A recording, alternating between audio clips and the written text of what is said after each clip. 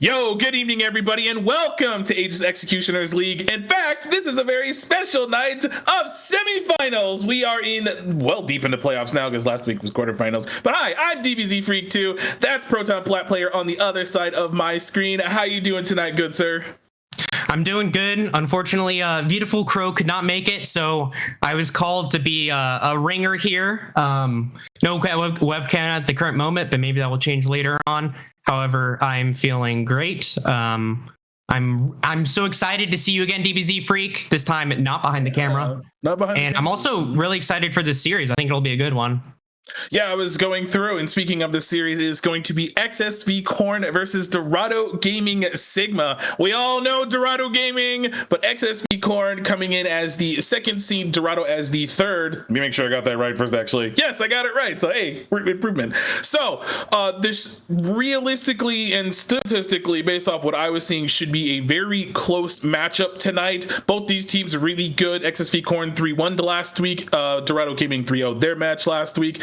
I'll give periodic updates about the other series, but we're going to be focused on this one right here, right now. Did you happen to get a gander at either of these teams? I know you played in AEL, right?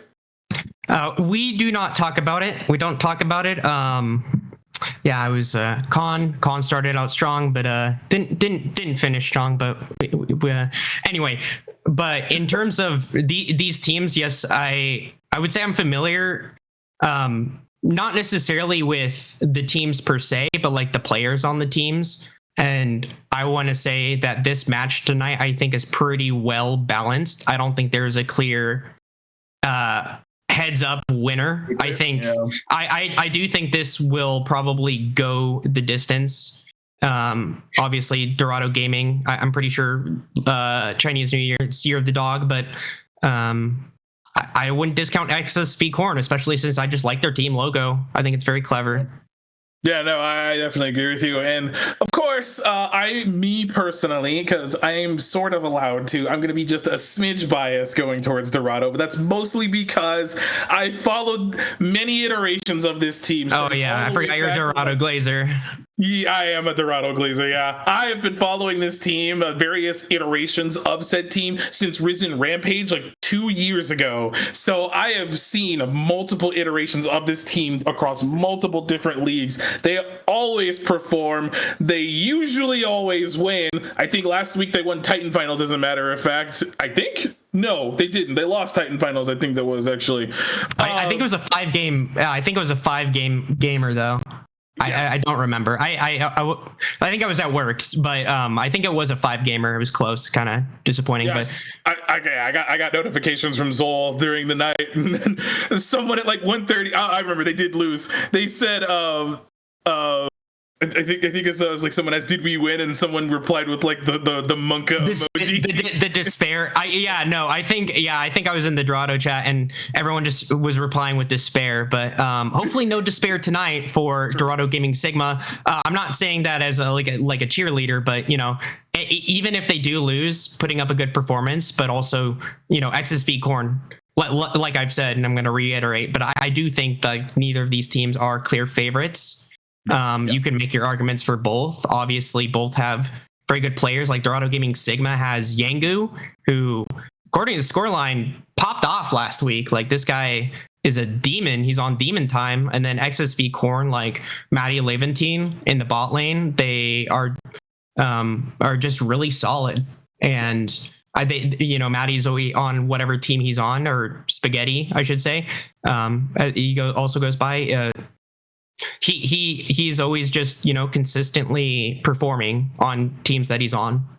Yeah, 100% with you on that one. But in the meantime, we can go ahead and get a look at the starting lineups if we can. So first up is going to be XSV Cornn coming in, 5-1, 10-3 scoreline. Stubby in the top line, Kaxi in the jungle, Yuki in the mid lane, Spaghetti and Levantine in the bottom lane together with their various subs as well.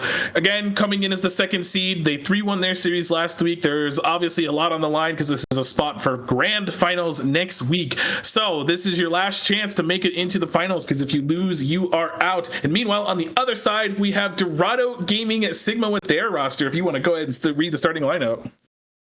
Yeah, so we have a spot on the top lane, Yangu in the jungle, Kleos in the mid lane, also goes by Bubble, Manaxia also goes by Kaiser, Gremlin, and then 6-7 Gremlin. Gremlin's both support and sub. Do we know which support is actually starting today? That's a good If question. it is... Okay, so Gremlin's playing in the support role, so it will not be 6-7, aka Codus. At least for game one, apparently. So we'll see how that goes. See how the it could change. But again, both these rosters, like players, well-known players, they've been around, and I think both teams, again, I think they're gonna make it a competitive series. Yeah, even if hypothetically we don't go to all 5 games, I think we'll have at least 3 or 4 close games, which I'm not complaining about either way. Obviously, if we get a 5-game banger, I'm going to be absolutely ecstatic because, 5-game series that are like close back and forth each game are always a lot of fun to watch. If we have 3 blowouts of a game, I'm going to be very disappointed because... Finals is next week. We're trying to play for finals. That's what we're doing. We are here to lay it all on the line right here, right now, to make a spot for whoever is going to face the winner of Sinister Six's series, which that one, I am hoping low-key that one is kind of an upset, because I think Iceborne Kingdom winning that one would be very interesting. They are the 5th seed, so they do have a mountain to climb. But I mean, I do like Sinja. I think Sinja, very, very honest climber. Great Akali player.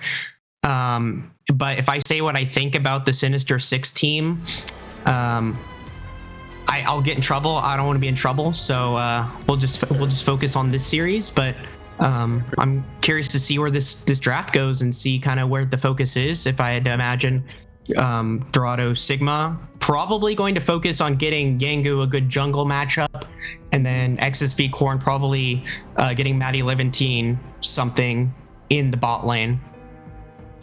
Right there with you, and this is kind of what I've been noticing too, particularly in like tier 1, tier 2. There hasn't really been much change in any of the champions. Like, there really hasn't been anything that's like stood out to me this patch. We've seen the rise in Mel, but that happened after first stand, so that's kind of just there. It's pretty much the same champions it's been for the past like couple of patches now, so nothing too drastic as we're getting some of these bans to come through. So it looks like we're getting ourselves a bot lane focus out of Cornn, and meanwhile we're focusing on the top side for Dorado Gaming Sigma. So both these teams coming in with what looks like already a pretty solid foundational game plan for like, okay, we want to target these players here, target these champions, so that way they can't have this early. Now we have to keep in mind this is fearless, so there is a chance that we could go all the way down the champion pool, and that's where this is going to get exciting. Yeah, I mean, we'll have to see if it goes to a game 5. But already you can sort of see that XSV Cornn's kind of emphasizing trying to get good matchups for this bot lane. Some top lane bans coming out. Looks like they're just trying to focus on, maybe they think that there is a weak link here, or the weakest link, Stubby, or again, for XSV Cornn, just being that weak link and just trying to get a spot on a good matchup. And already we see the first pick, Xin Zhao, strong first pick, and Yango is able to maneuver it. And immediately J4 Seraphine. I don't know. I guess it's a good I mean, it's a good combo. J4 necessarily into Xin Zhao, I don't know if it's the greatest, but now that I think about it, Seraphine against Xin Zhao kind of might run into some issues. But I think this is like a pick that you go when you're trying to play for other parts of the team other than the Xin Zhao. You're just trying to play for crowd control and all that. Is that Maokai? It has to be Maokai support, because I don't think Maokai top is much of a thing right now. I'm not entirely sure. It also gives you a lot of bush control because of the sapling, so you can just be very annoying and poke people out. Kaisa. Okay, so now I'm more believing that this is a Maokai support. Yeah, I mean, like that's like a kill lane right there, right? Also, I don't think Espada's the kind of guy to play Maokai top. That's not his style. From what I know, but yeah, I mean, like Dorado Gaming Sigma, I think they're just trying to shore up their bot lane. maybe if it, the synergy isn't there or the skill isn't there as much as it would be for XSV Cornn, you just give an inherently strong matchup to be able to compete in that. And XSV Cornn living up to its name. We're doing more 80 carries off the table right now. So we're getting some top lane picks, things that are bad into the Ornn. Fiora, obviously, you do not want that. The answer then at that point could potentially be Camille, if that's what they're pushing them towards. So that's something they don't have for later. Because Camille Ornn is a miserable matchup. So, what are we saying in Twitch chat right now? What is that? What are we doing? Anyway, we see the Senna Ziggs ban coming out, so they don't want to see those annoying poke compositions in the bot lane. Also sort of long range because it is a kill lane for Dorado Sigma, but it's also short range. Kaisa and Maokai. So getting rid of the Senna and the Ziggs, both champions that Spaghetti can pivot well, pilot well. So I'm curious to see what this pick is going to be. Oh, it's APC. It's Seraphine APC. See, I like this bot lane a lot less now. Well, yeah, there's really nothing else. I don't really think we could do Seraphine in a solo lane. We probably shouldn't. I don't think I saw anything of that sort when I was looking earlier. I just don't want to. I don't want to say it for certain though, because you never know. Especially like in playoffs or in a game 1 or a game 5, you just try to throw your opponent off. Okay. Yep, and we have the Gnar coming through. Yeah, it's definitely throwing me off right now, that's for sure. But it looks like we're gonna get the answer of the Gnar into the Ornn, which makes a lot of sense. A little bit of a fun little matchup to kind of make this Ornn a little miserable. Obviously, when he gets the armor, it's gonna be a little harder. You have also a lot of reliable engage right now for Dorado Gaming at the moment. You have the Maokai, everything right now. Twisted Advance, the Nature's Grasp there as well. Then you also have Gnar, and you have Xin Zhao as well. On the other side, there's a lot of disengage, I would say, because Seraphine exists. You also have Taric ultimate, which could buy time, Jarvan ult, and that can also keep people trapped in as well. So both these teams right now kind of I don't want to say like throwing it all out there as of yet. Dorado for sure, because they're like, we want to kind of steamroll you. XSV Cornn, I think, kind of got like put into a little position where they feel like they have to draft like a little bit of safety, and that's kind of what I'm getting from this. I think whatever their mid lane is will actually determine, because this is hardcore signaling 80 mid as well, if this is a Seraphine APC, but it looks like it's gonna be the Vayne. Is that a Maddie Vayne? Is that a Spaghetti Vayne? Seraphine mid. Okay.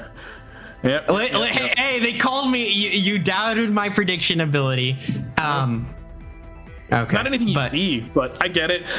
Okay. So, out of curiosity, if we could get an update on what Dorado's last pick is. I imagine Drafter just kind of broke itself, which, as usual. So we'll wait and see what that last pick is, but I'm kind of curious because I'm trying to figure out like what Dorado could pick. There's just way too much that's kind of open. Silas. Oh, this is a disgusting Silas game, actually. Oh no. Yeah, Ornn, Seraphine, J4, Taric. Mm-hmm. All right, so there's a lot of really good things. So are we making predictions about who's gonna win this game 1? If they press their buttons right, this could really go either way, to be really honest with you. There's just so much like disrupt and interruption on the side of XSV as well. So like there's a lot of avenues here for XSV to take this game if they just play these fights right. Dorado's going to be relying on heavily blowing people up. That's basically what their comp is going to be trying to do. So here's what I think, and this might just boil down to the team that plays better wins, or the team that wins. I don't want to be too reductive, but if Dorado Sigma is able to get ahead in the early game, I think it's going to be very difficult for XSV Cornn. However, if XSV Cornn is able to get to 30 minutes and they're not down like 15,000 gold, this Taric has a Knight's Vow on the Vayne, and this Ornn is able to get Ornn upgrades, and the Seraphine's able to get enchanter items or supportive items for this Vayne, I think it'll be very difficult for Dorado Gaming Sigma. But I think it's ultimately just going to depend on if Dorado Gaming Sigma is able to get a lead in the early game and how much of a lead that is. Yes, and while you were doing that, I was in the process of actually looking up Sayuki to be exact. I actually just lost where they were actually. Oh, there they are. So, because I was really curious, it's like, have they been playing Seraphine mid recently? And the match history says no. But I'm excited. I'm gonna say something here. I don't think it takes a lot of brain cells to play Seraphine. There's a couple of games actually. Just kidding. But either way, I don't think and also Seraphine is just very easy mid laner, and even if you're like you don't play a billion and a half games, very easy to clear, very easy to not necessarily die in the lane. Yeah, I mean, you might go down CS, but she just has a lot of wave clear. It shouldn't be too difficult here for Sayuki.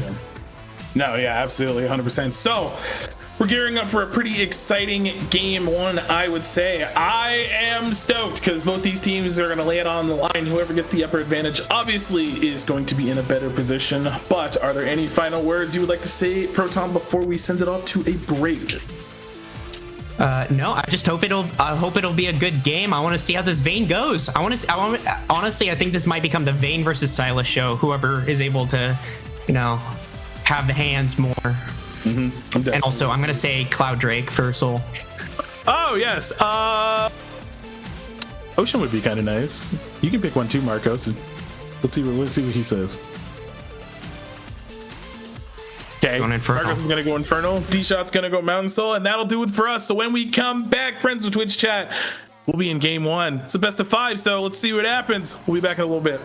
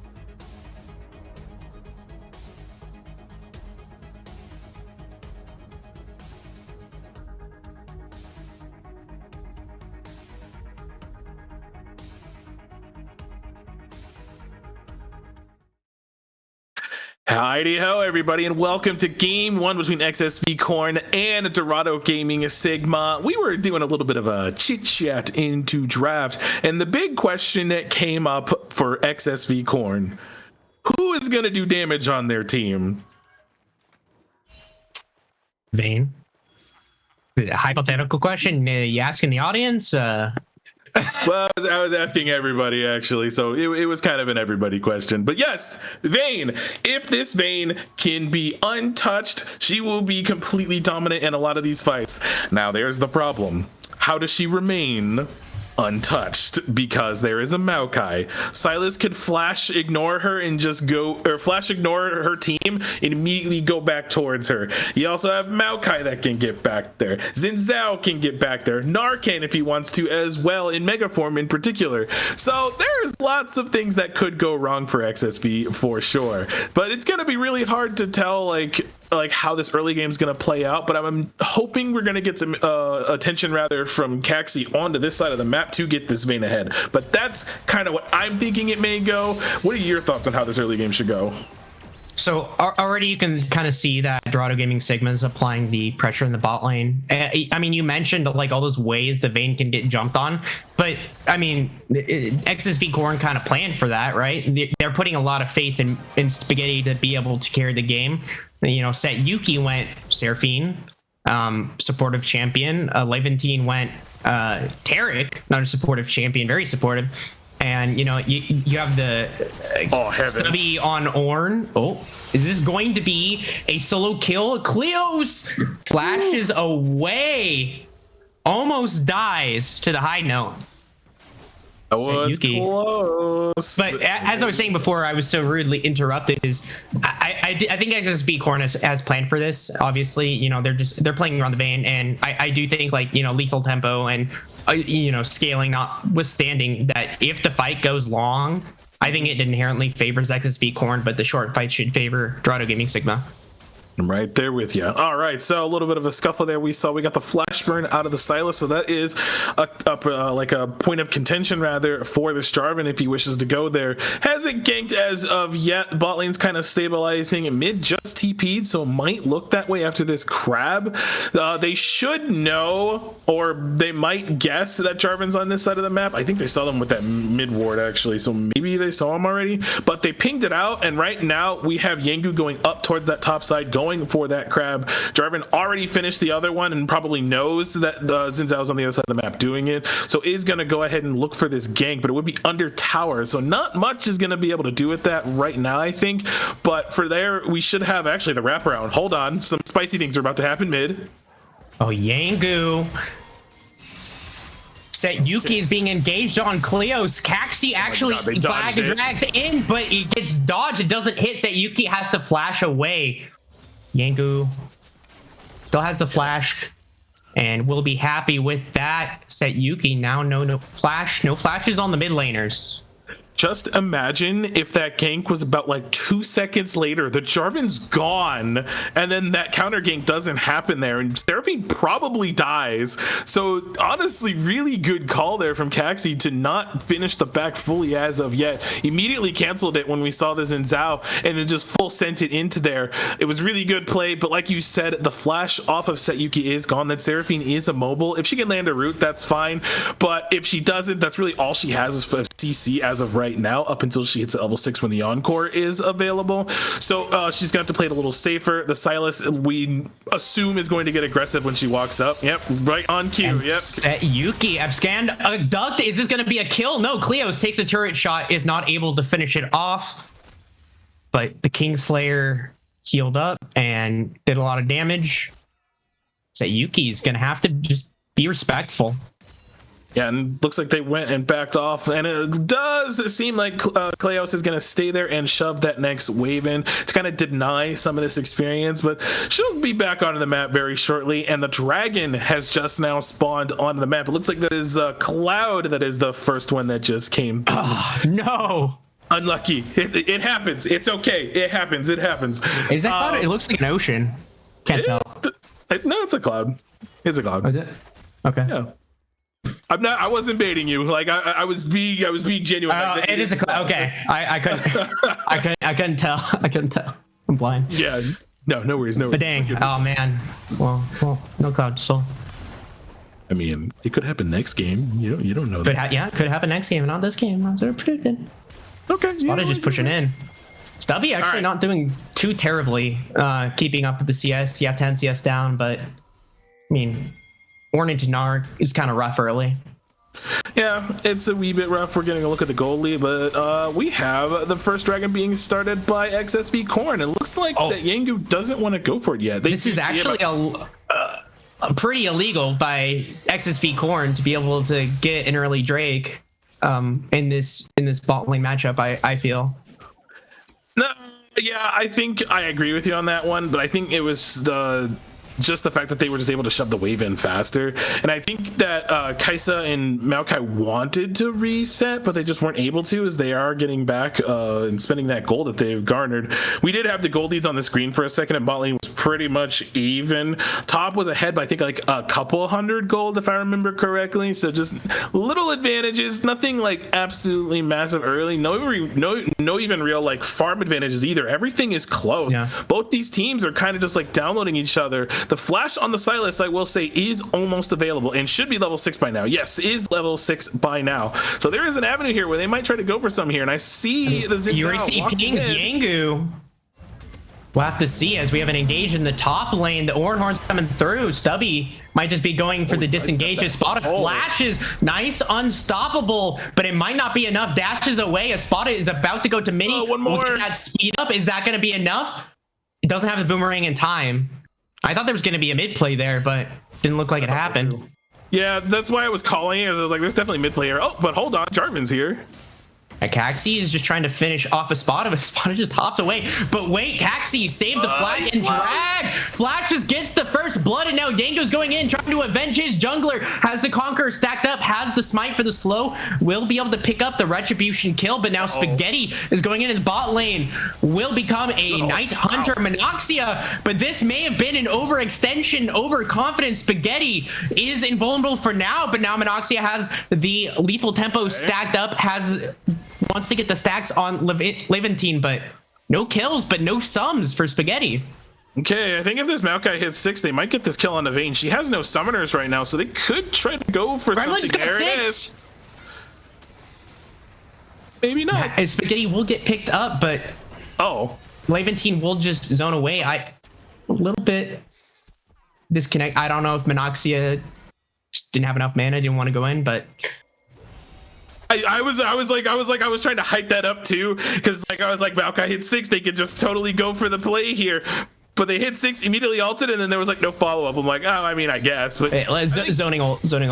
Yeah, zoning ult. So I think it was because Kaisa didn't have that much mana, so just more summoners burned. So the only thing that was like absolutely massive that happened was the 1-for-1 that was there on the top side. The Dart went down, Jarvan got the kill, but Xin Zhao crucially got the trade kill back. Actually, we're getting a look at that too. We see a little bit of a replay, yeah. So well played by Caxi here, yeah.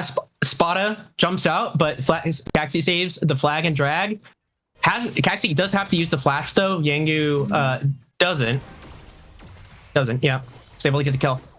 So, but now I think critically, Levi's mid lane, and now we have the support coming through. But Yango is here to support the mid laner. Cleos will flash away, but Yango will now have to burn that flash. Luckily, he didn't have to do it in the top lane. And these fights where people are using summoners but not dying. Maokai here using the opportunity to take the control ward, knows that there's not really any follow-up, has Levantine. All right, so it looks like that they might have wanted to invade further, but they should know that Silas is coming back onto the map, which is the reason why they got that aggressive in the first place, as it looks like this is some fun little trading here on the oh wow, that side step was Spada with the disgusting. Moves, ankle breaker. That was disgusting. So what I was trying to say before, again, I got interrupted mid lane, was I think now Spaghetti has no summoners. I think this is the moment you need to make something happen. I don't think this is lethal for either side, but I think you need to make something happen if you're Dorado Gaming Sigma while this Vayne does not have summoners. Otherwise, this lane is becoming a little chalked, as the kids might say, a little chopped. Just a little bit. Yeah, just a little chopped per se. So I'm really wondering where these next timers are going to be. Yango coming through the lane. Is he? Oh, you're right. I was looking mid for whatever reason. I was like, because there's been a lot of action there. And now they're clearing out the wards, but the setup is just not there for Dorado Gaming Sigma. Nah, and they see them anyways. They're aware of this dragon timer, which is just what I was about to mention, was that as the stun is going to go wide. They don't know Jarvan is here yet, but Sylas has the first move over the Seraphine. There's the Taric ultimate. He could steal if he wants to, but I think the turn here onto him makes a lot of sense if they go for it, but it doesn't look like that they will. So setting up for this dragon that has spawned just now with the Infernal. I'm a little shocked we're giving this up because Vayne hold on. So Setyoki has to clear out the mid wave or has to sack it. We'll have to see. And wait, yeah, they are just giving it up. It's a backed. That's why. Okay. All right. So double legal going on here from XSV Cornn. But I want to say they are playing it well. They have recognized that this bot lane is not being punished as much as it should be, or it was not played around as well as it could have been by Dorado Gaming Sigma. And they're using these opportunities to get these early drakes, which I think is going to be just tremendous for them. Yep, and we might have a little cheesiness happening down here on the bot side. The Taric ult is available, however, so this play is kind of risky. Gremlin has flash. Good flash. It was really, really well timed because that would have been a condemn into the wall, and I think he dies from there as well.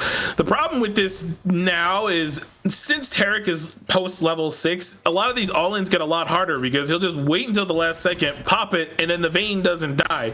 You just have to burst them out quickly enough in order to not let that ultimate have much value, or kind of keep proking and prodding as we're kind of seeing right now.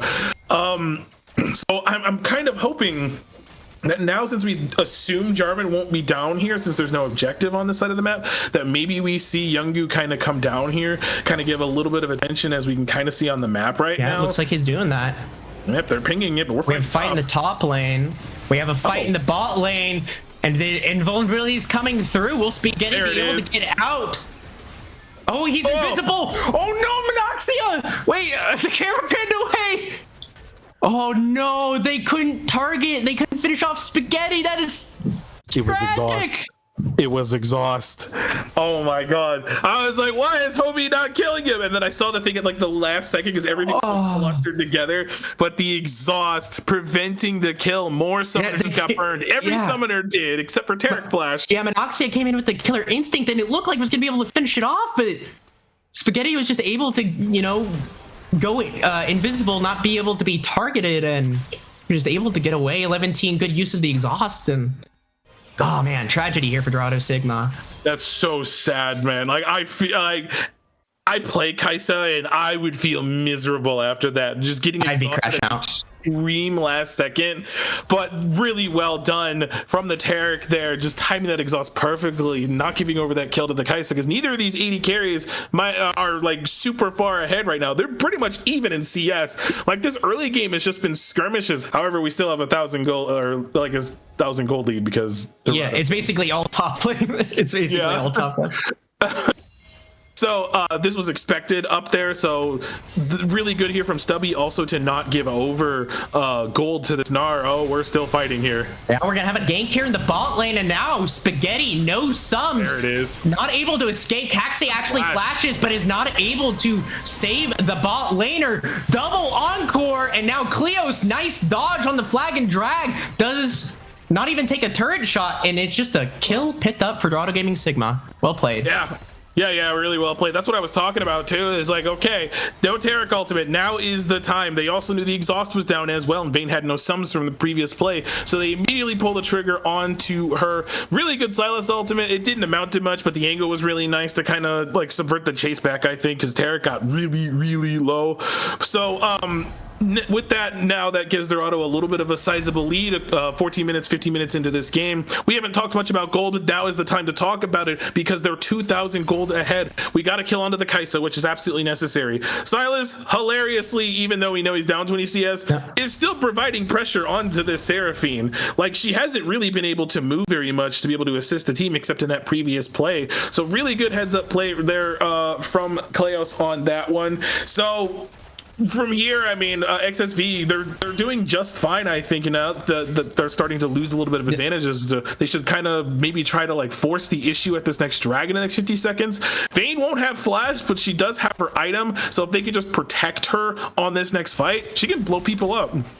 Yeah, I mean, Seraphine has some nice points, you know, those upgraded boots, the Archangels, or the Seraphs. So I think is pretty powerful. And yeah, I mean, the Seraphine really hasn't been able to move, but when you're up this much CS and you're playing for the long game here, I don't think necessarily you're too mad about that. I think if you're Set Yuki, you're pretty happy about where you've landed, CSing very well too. Kex is down in the bot lane, trying to bait something, and pushed in, and Yangu and Kleos might be looking to try and make a play, but looks like XSV Cornn kind of knows something's going on here. Yeah, we're getting some vision cleared out here for this dragon. They might just concede the Drake. I don't think there's anything wrong with the conceding this Drake over XSV Cornn. Oh no, don't face check. Kleos picks up the Cataclysm. They could do a lot here with this, as a matter of fact. Kai'Sa doesn't have the Rage Blade yet, so they're not going to really melt through this. I don't think either top laner has TP. I can't really tell, but no, Gnar does. Oh, Gnar does? He's walking down. He's walking down, though. He has a really good Gnar bar right now, too. So if he gets here, this is going to be really awkward because the TP from the orange came up just right now. So he has to get here to assist his team, and that Gnar bar is full. Okay.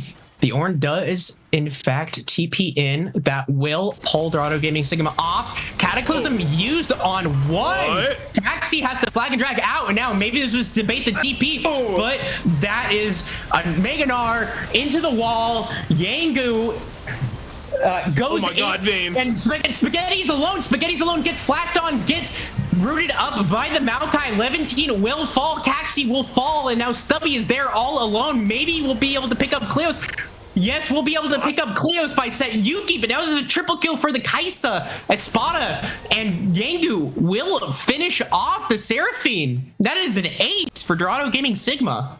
Wow, a 5-for-1 at that whole thing.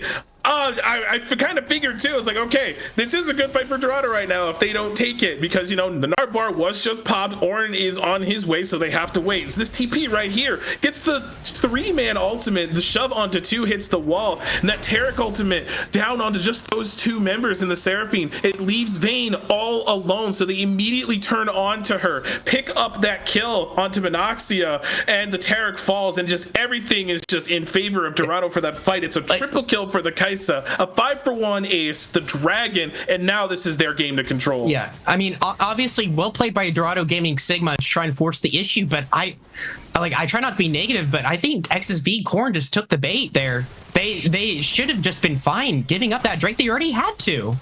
They already had to, and they're scaling comp. Spaghetti doesn't have, or has the flash, but now Levantine might pay for the sins of their bot laner.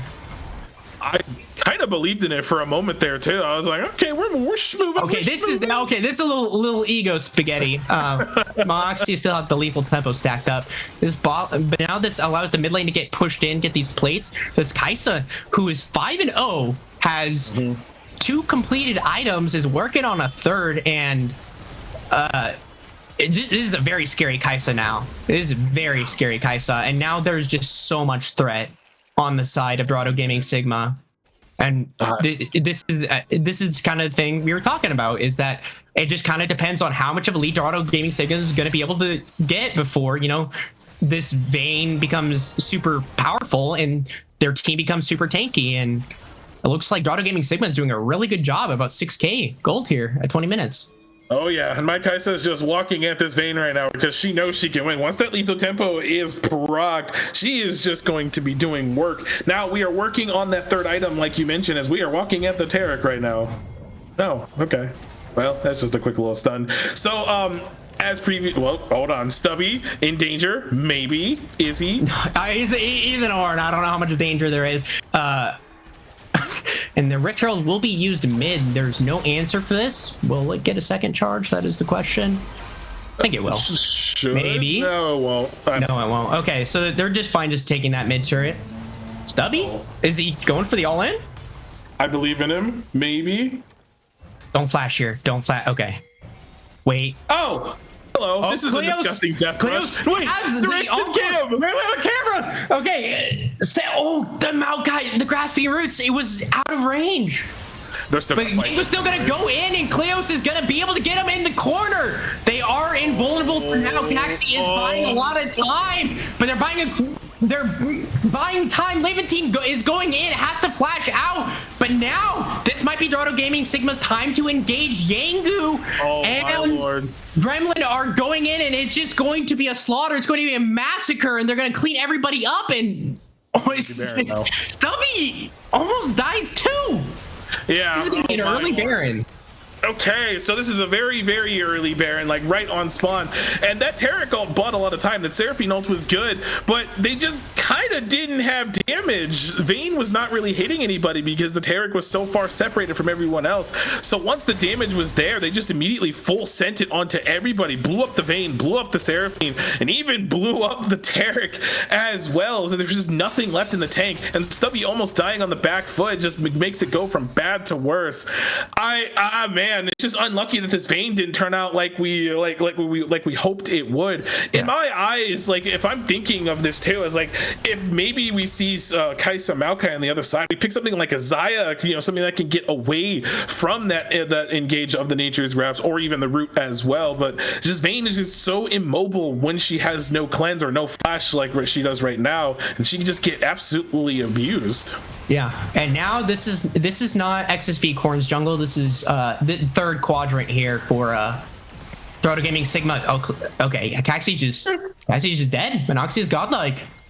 But I think in that fight there, not to dwell on it for too long, I think the Nature's Grasp didn't hit anybody. So maybe XSV Cornn thought that maybe there was a chance to turn, and it kind of looked like they were kind of split on whether just to run away or to fight. And I think that indecision was ultimately what led Sigma to get the victory win there. Spada might be in trouble. Flashes away, will be able to mini be very quick. I think. And XSV Cornn's gonna pay if they're gonna get this kill. They're gonna pay with a lot of objectives. Gonna lose the turret, and they don't even get the kill. Yeah, they unfortunately don't get the kill. They're just able to use the Scuttle Crab little thing. I forgot what it's called. But you go super fast, and you have a phage in your kit, so you're gonna go even faster. And Narc can just little hippity hoppity away, and he's out. It was a good play, trying to get some gold back into them somehow, some way. But they're just losing all over the map as a result of that. They end up losing the dragon. They lost both of their tier 2s. It's just more gold going over. Dorado is up 13,000 gold almost, and they're not looking to stop. This is an excellent showing in this first game. However, this is fearless, so we're probably already looking forward to games 2 for so what you're saying is this is big brain by XSV Cornn. They're getting the good picks out from Dorado Gaming Sigma in this game 1, and they're gonna steamroll them games 2, 3, and 4. Got it. Yes, that's exactly what I'm saying. You see, that's the same cope I use in my Fearless series. No, I respect that. But if you're XSV Cornn, obviously, never mind. Hold on. Okay, run away. What's happening? And so, I mean, just a 13k gold lead. There's nothing you can do here. Baron. I mean, still have the Baron buff. Now I'll hopefully be able to ask my question. If you are XSV Cornn, what are you thinking about going into game 2? What do you mean? Game 1 is still winnable. I believe. Very difficult though. But I think going into game 2, you can't put all your eggs in one basket. Like no matter how much you believe in that one player, it's just not the smart thing to do. And it can be exploited. Yeah. And if anything goes wrong, if that carry gets behind, it is just difficult and just basically impossible to play the game. No. Okay. So things are slowing down a little bit. The Baron has fallen off about 30 seconds ago. Got a lot of work on the map done. We seem to be fishing for things here and there, trying to bait out some abilities, maybe bait out a summoner if they can. But Dorado just staying unyielding. They're trying to keep this warded as long as they can. They have to frontline to try to get this thing out, so that way they can garner some control back, because they basically have none right now. They have a little bit in their part of the jungle, but they're pretty much confined to their base. We do have Seraphine going to answer that big bot wave. Vayne is also answering the big mid wave. So the tier 2 will fall. We might get one more more push into this tower. We're kind of just sticking around because like Barons at 20 minutes are typically, you know, not base breaking unless a massive fight breaks out at the end of it and you just kind of have a mid wave and end the game. But in this instance, Dorado is gonna have to wait for this next objective. They still have 2 minutes away, a minute and a half ish for the Baron, so there'll be about a minute desync between the Baron and the next dragon as well. So let's take a look at these items real quick, shall we? So we have 2 items, and then we have 3.5 on the ADCs. Oh, that's 4 now, actually. In case you were wondering. Okay. So that's about what, 4,000 gold difference? Let's find out. Let's check out that gold lead and see. 6, oh my god! What? 6,000? Oh, man, I'm bad at math, but holy. Good lord, Yeah. I have not seen an individual gold lead that large in a while. That's crazy. But I mean, he's up 2 items, so I mean, like. I guess 3,000 plus 3,000. Yeah, I was thinking 2,000 plus 2,000, but Sonya's is 32. I'm not thinking about math right now, but we're gonna fight this guy who's here. yeah, Levantine's just dead. No ability there to survive. Good damage by Spaghetti, but. All right, well, that is now a 5v4, so they're just kind of pressing this issue ahead. This gold lead, man, insurmountable right now. Probably not going to break this tower open. If anything, they're going to try to maybe force a fight and then kind of go for their own thing, but it looks like they're going to leave Gnar on the top side because everyone has to go answer them. The mid wave is not here as of yet, and that is Espada doing Espada things. Just going to wind out this Mega Gnar bar, and they're going to go ahead and turn to the Baron. Honestly, I think Zinzao and Kaisa could do it alone. I don't think they need anyone else there, but they're just going to 5-man it, get this thing going, take it off the map. This is the last ditch effort right now as they see the Baron being started. All right, Spaghetti's about to get a high M goes to 1v5 pop off. Taxi might just be dead, and then that's Okay. Not dead yet. Okay, Encore comes through, does get 3, but now Cleos with the Cataclysm traps everybody. Spaghetti my lord. with the cleanse. Look at the moves. I believe Espada just finishes off Spaghetti, and now that's basically all the damage down. Yeah, I guess you still have the Seraphine, but they're gonna refocus on the Baron and push out waves, and nothing XSV Cornn can do. Not right now. This is the gold lead. They're so far behind. You see these 2 guys are going to absolutely shred this Baron. Maokai probably going to send a couple zappings over and take out this ward. But no jungler means this will go down. Dragon is available, but Silas is already going to be there. So there's really not much of a contest that's going to happen there either. We should get a nice little reset here. Dorado probably reset, spend their gold, get this Dragon, and probably march it into the base. Because I don't know what you do at this point. Dorado has to make like 3 massive mistakes in a row. They have to get ace. Hear me out as I get the copium tank out here if I'm XSV Cornn or XSV Cornn fan. Spaghetti picks up all 5 shutdowns and they get like 3 turret bounties. 3 turret bounties. Okay, that would close up I think half the gold lead, so yeah, that would make a lot of sense. Yeah, something. Hey, we take those. All right, so game 2. Dorado, whatever they did here, do it again. That's all you need to change. But I mean, going in, go ahead. Sorry, I was gonna say I think mentally, Dorado Gaming Sigma is gonna be there. I don't know the mental state of XSV Cornn after this sort of shellacking, but Caxi game 1. The Oran Horn misses, and now it's the duplicate Oran Horn, and it won't actually be able to come. Oh, this Gnar is going to be huge, isn't it? And now this is the Mega Gnar, and Espada is threatening. This is just going to be the Ornn going down. Stubby will buy some time, actually doing a nice amount of damage. But Angu is just so tanky. Nobody can kill him. Cleos are just diving the turret. Angu on a rampage, and you have to believe that this is going to be the end of game 1 here. We're kind of low, actually. This maybe is potentially doable. Zinzao does have the GA, so they're kind of risking. All right, Spaghetti. Right Let's see what you got. Let's see what you got, Spaghetti. Oh, wait, he's still alive? Okay, got a shutdown on the Maokai. But Espada's gonna be Mega again. I do think Dorado Gaming Sigma is being very careful here on this final drive, but I think they should be able to close it out. I don't see why not. The next wave is almost here. The Taric is going to be up in a few seconds. If we can get onto this Kaisa. Right, Caxi. Oh, Cleos doesn't even die. Just got deleted.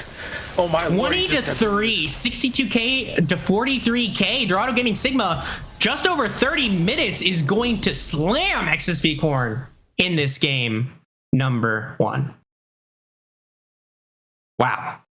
So it was close until it wasn't, because XSV and Dorado, they were like within like 1,000 gold up until like, I think like 9 or somewhere between 9 and 12 minutes, where that 4-for-1 happened for Dorado, and they just took over the game.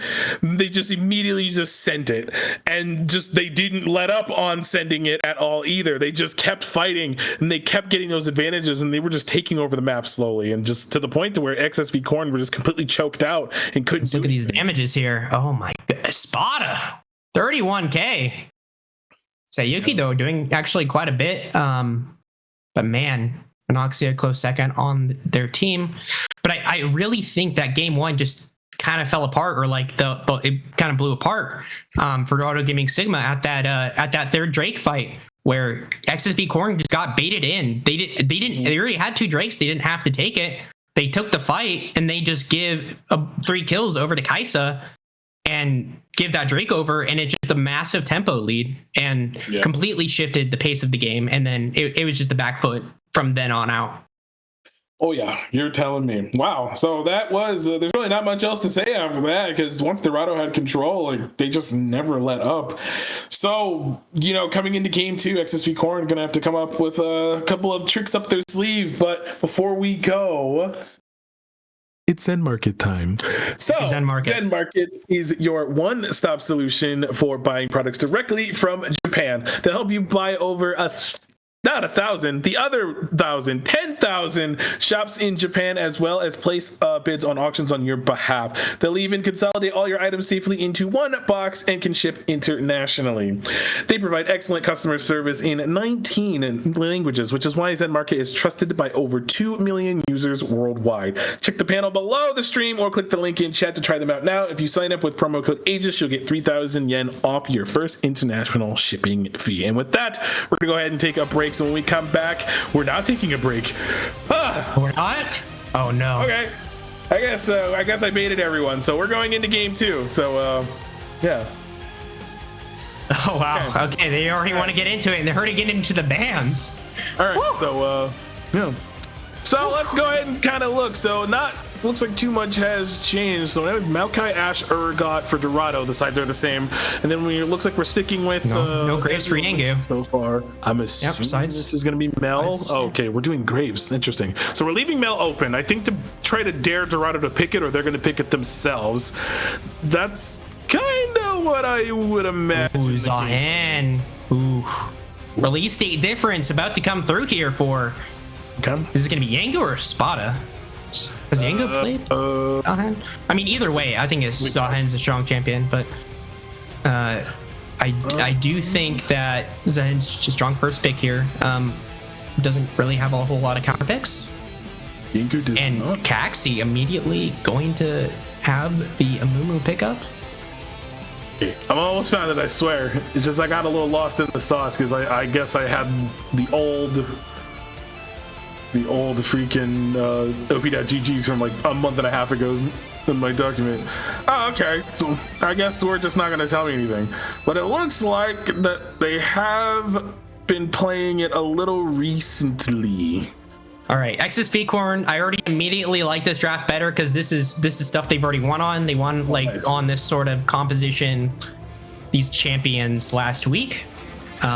So game 1, I guess, maybe a little bit of an ego game or for fun. I don't want to speculate, but I do think if you're just looking at like kind of what XSV Cornn has won on, this is kind of closer to it. Smolder though. Smolder Nami. Now that's annoying. Well, we're taking the Nami away from the Corki, because obviously we don't want Corki to have that. So that's the entire reason. I'm actually surprised that XSV didn't pick that up. That's like one of the strongest duos in bot lane right now, because Riot Games. So taking that away is crucial. You could still pick up something like the Lulu if you wanted to, I guess. I don't really like it that much, but if you kind of wanted to either go a little like aggressive with it, you could kind of go more like I was gonna say Nautilus style. Leona is another. So the Nautilus is the one that they're locking in. Okay, cool. I like that. In terms of bot lane strength, playing for your strengths, the bot lane of XSV Cornn, immediately Corki Nautilus, I think is going to be a lot better than, what was it, Vayne Taric? Yes. Yeah, Vayne Taric. Spotted getting banned out here. So XSV Cornn thinks that this is going to be a Yangu Zahen jungle.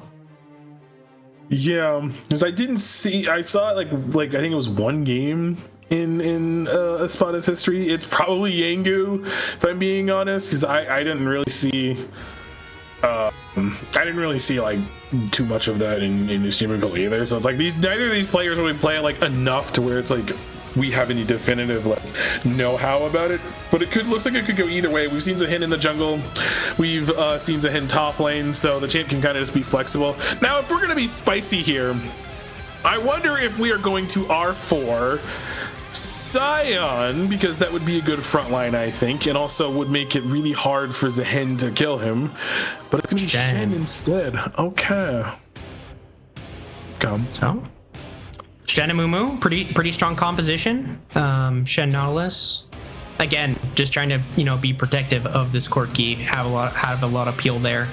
But we'll have to see what these B4 and 5 are. I'm very curious to see. I do have one thing that's popping into my mind right now. I think we saw Espada play set before, actually. That's assuming that, okay, so they are going to play the set. I think we saw them play, and they were pretty gross at it. So the one thing that's kind of in my mind right now for XSV Cornn, how do we get on top of this Smolder? Because you're reading Twitch chat too? No, I actually was not reading chat. I've been thinking about it for the past couple of minutes. Because we should have some way to get onto him, because like Nautilus sort of can't, because Smolder isn't going to be close enough. You would have to rely entirely on a Mumu bandage toss with the Shen as well, ulting on top of him, and then you get back to the Smolder. But there's a lot of protection. You have Ryze, Set, and Zahen can keep anyone away from Smolder if they want to. So there's a lot of stuff they're going to have to fight through to get this. And I wonder what we're going to R5 here for mid. We have things like Ahri open. We've seen Aurora pick Ryze. Oh, Vel'Koz?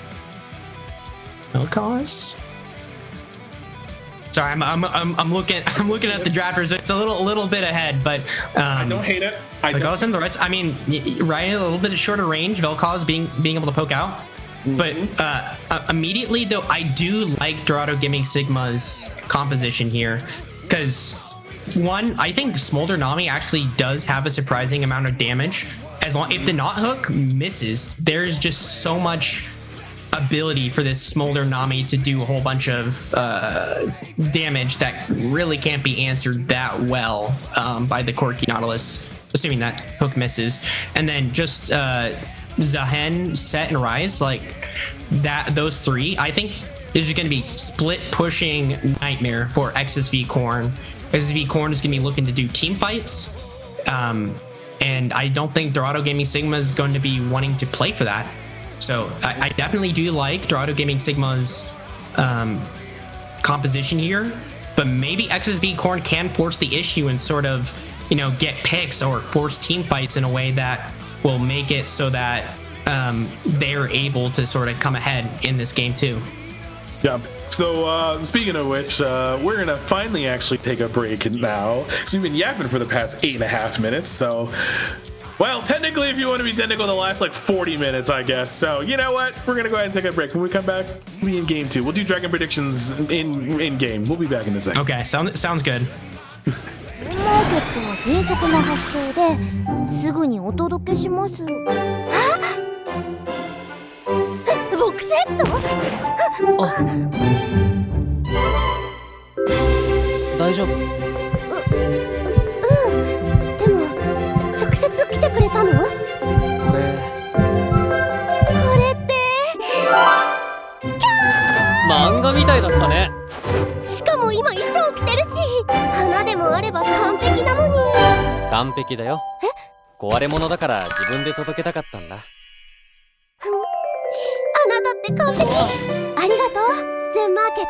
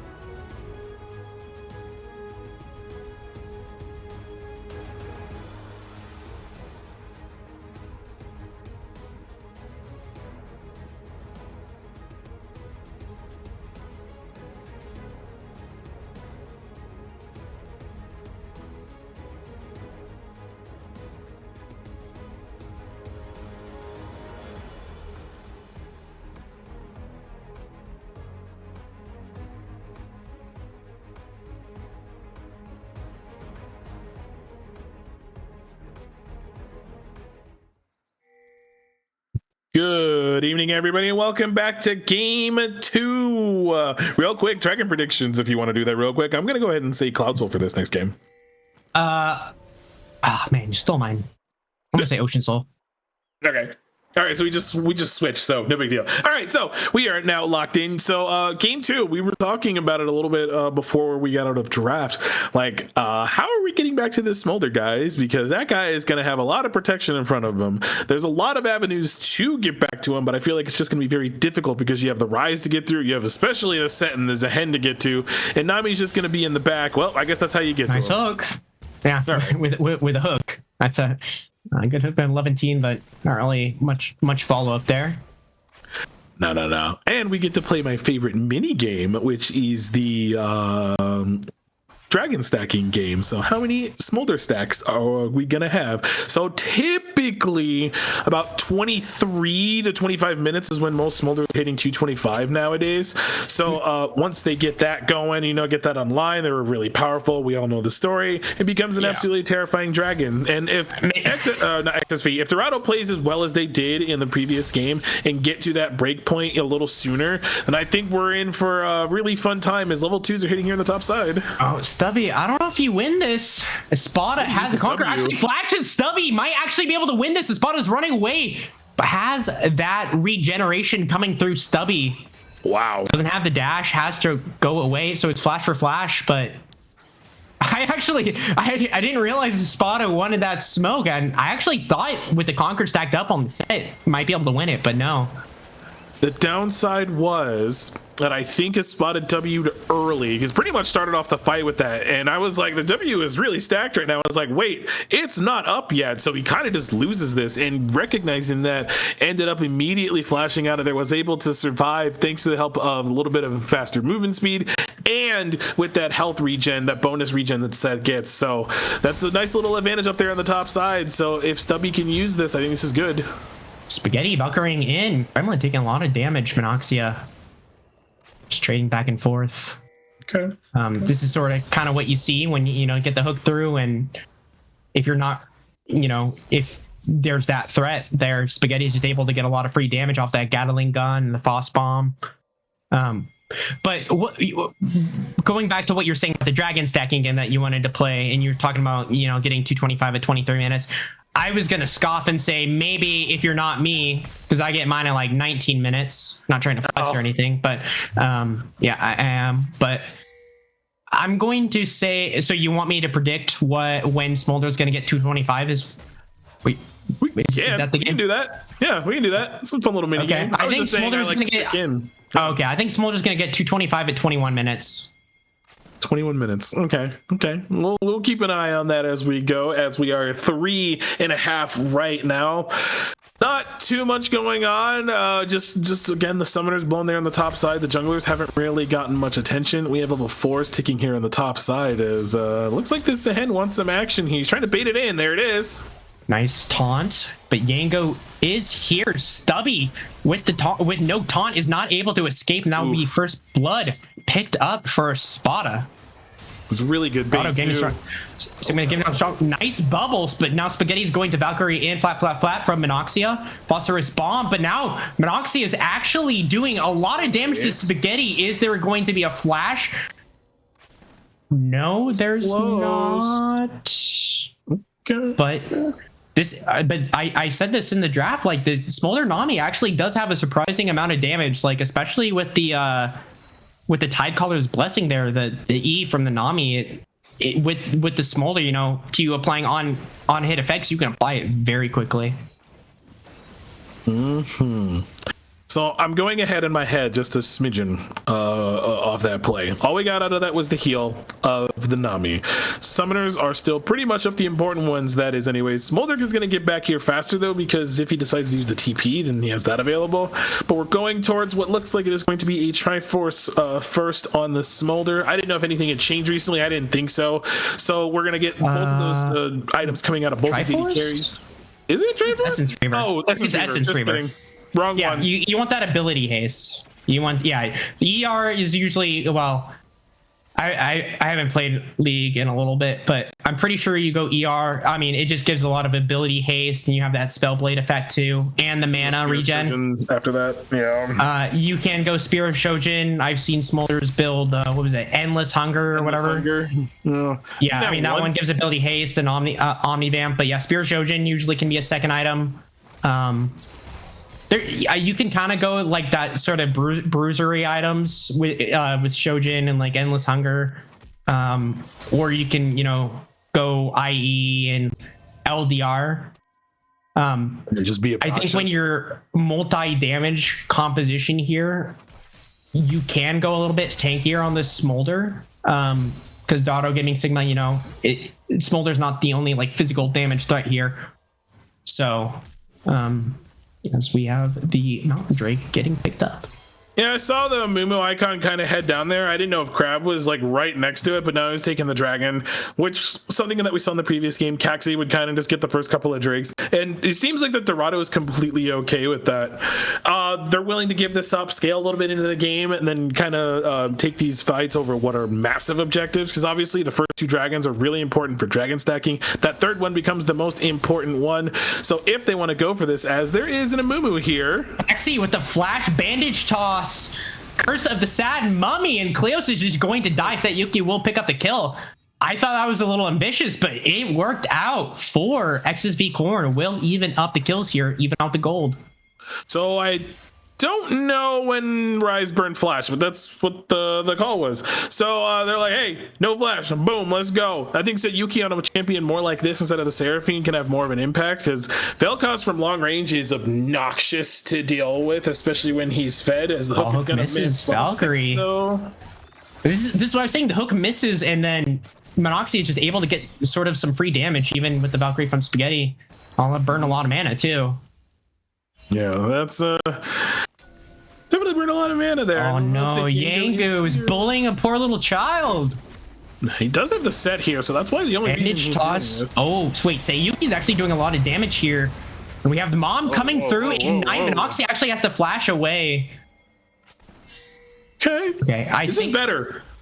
More action came down. It was a split in the jungle. I don't actually know who got the red buff up there. Whether it was the Amumu or Zen. Oh, okay, Amumu did get it. Amumu did get the red buff. All right. Okay. If you're Gaxi, you consider that a victory. Actually, he's gonna get level 7 before Yango as well. Yeah, we're down, I think, like 4 camps right now, 3 or 4 camps on this Amumu, or rather on this Zehen at the moment.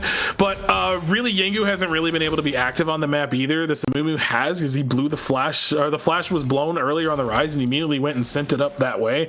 Is going to get the grubs though, so a little bit of a tax, I guess, a little bit of a nice little objective, as there is an Amumu down here on the bot spotted. Side. Oh, spotted. That's terrible. Worst feeling as a jungler. You soak up the XP of your laners, you get spotted, you waste your time. Oh, whoa. Look at the fancy feet. You see that? That was clean. That was some good little fancy feet there. Is going to allow Yango to maybe catch up a little bit. Actually, just kind of wasting a little bit of time. Well, actually, no, because there's some counter jungling going on. Caxi, even while wasting a little bit of time, makes the most of the fact that Sayuki's pretty strong in this mid lane. Mm-hmm. And they're going to go for another gank. Oh, Kleos does not want that smoke. Immediately runs away. I don't blame him. He's also kind of running out of mana, so probably going to go for that river plant that I'm seeing right there, or make a play onto this the Shen, which would be kind of hard. Oh, I guess the plant was up. Okay, they got it. So they're gonna walk back to lane now. Their flash is almost off cooldown, about a quarter of the way there. As up here on the top side, this is pretty expectant, I think, of Shen to start like kind of withstanding rather some of this set damage. So that way, he can be here in this lane, kind of harass that a little bit more. He's been keeping the CS gap going pretty good as well. It's been close most of this game. We're almost done with our first items. Monoxia is down almost 20 CS though, so kind of a stark difference from the previous game. Just kind of getting bullied out by this Nautilus, just not able to secure some of this farm. And this is a much better showing, I think, from Cornn. They're kind of looking good. Nautilus Levantine here. Cleo still doesn't have flash for a while. Levantine not going to be able to find an opportunity. All right, question for you. Uh-oh. So you were saying that XSV Cornn, you were wondering how their mental would be looking. How are you thinking right now? Do you like have insider info and you're trying to gauge me, or are you just saying what I think? Because No, I'm just generally asking. I mean, like, I think they're probably fine. I don't think XSV Cornn is a team full of tilters. I don't want to say that about anybody. And from the way they're playing, 1-for-1, gold lead is pretty much even. I think they're fine the way this game is going against Yuki, just kind of on a champion that can just clear the wave. Spaghetti again getting CS lead, at least in this early laning phase as we transition into the mid game. I think you're just kind of playing for your win conditions here. If you're XSV Cornn, you got that first Drake as well. Second Drake just spawned and they're immediately going for it. A Spada? I think he was trying to get the slam, the showstopper. Slam, and welcome to the jam. But it just looked a little silly. Okay, we saw what the play was going to be. Yengu was up there, but it will be the second dragon that is secure. The Hextech is taken. The Infernal is now next on the chopping block. That will be the soul for this game. So extra power that I would say for XSV Cornn. And we're starting to get to an interesting point right now as the Raptor's going to be smited away once again. Like on cooldown, Caxi's been here at these Raptors, just taking them away, just taking resources away. Dorado right now at the moment, they're fine, I think, at this moment, because Smolder's hasn't really been abused that much. He has no flash, so really haven't been seeing any plays or moves towards that. No dives either. Rise is okay. I mean, just that one death, but still within CS range. So I think Dorado's fine with how the game's going on right now. This is kind of how it went in the first game too. They even have a gold lead now. So both teams are fine with the way the state of the game is, and that it's not a misreading from either team. I think the point here is, obviously you have Rice, Smolder, Zehen, late game demons here on the side of Dorado Gaming Sigma.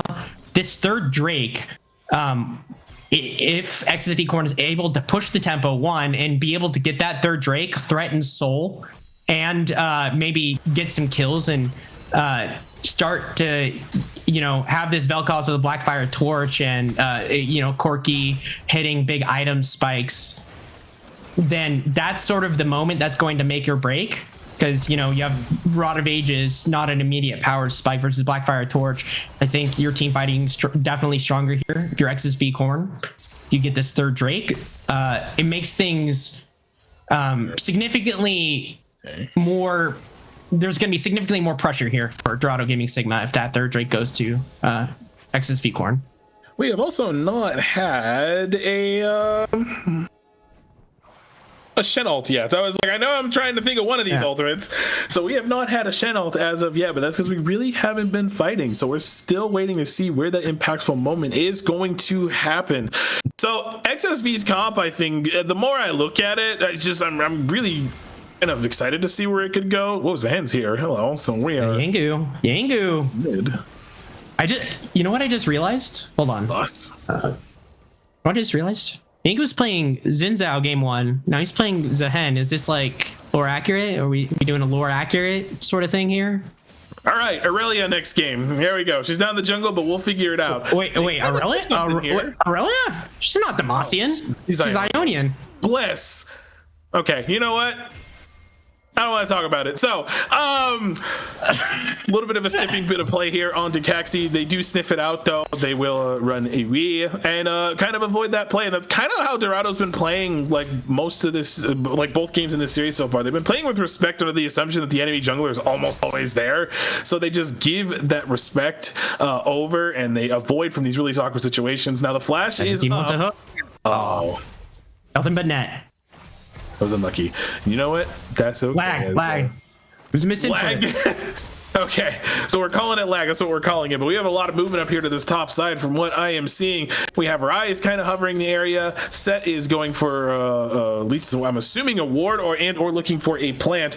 We are still 14 minutes, 15 minutes into this game, we're just kind of just feeling each other out still. Both these teams just giving the respect over. Oh, we're getting a smolder stat count. We're at 121. He should be at 125 after this wave. So that is going to be lots of fun to deal with now, because that is a nice little PowerPoint as Shen is kind of winning this, but he's going to go ahead and walk away. Listen, even if you lose the HP, you know, when you're a top laner and you get that grasp of the Undying proc, that's all you care about. Oh, whoa, hold on. Oh, we have the death charge coming through. Kleos will have to burn the flash. Levantine will flash away too as well, though, because Yangu is there to support. Spot of Stubby still throwing hands. Showstopper being used, but Stubby just taunts away. Okay. Hey. Action, but no kills. Action, no kills. Once again, no kills. We're just trading damage back and forth.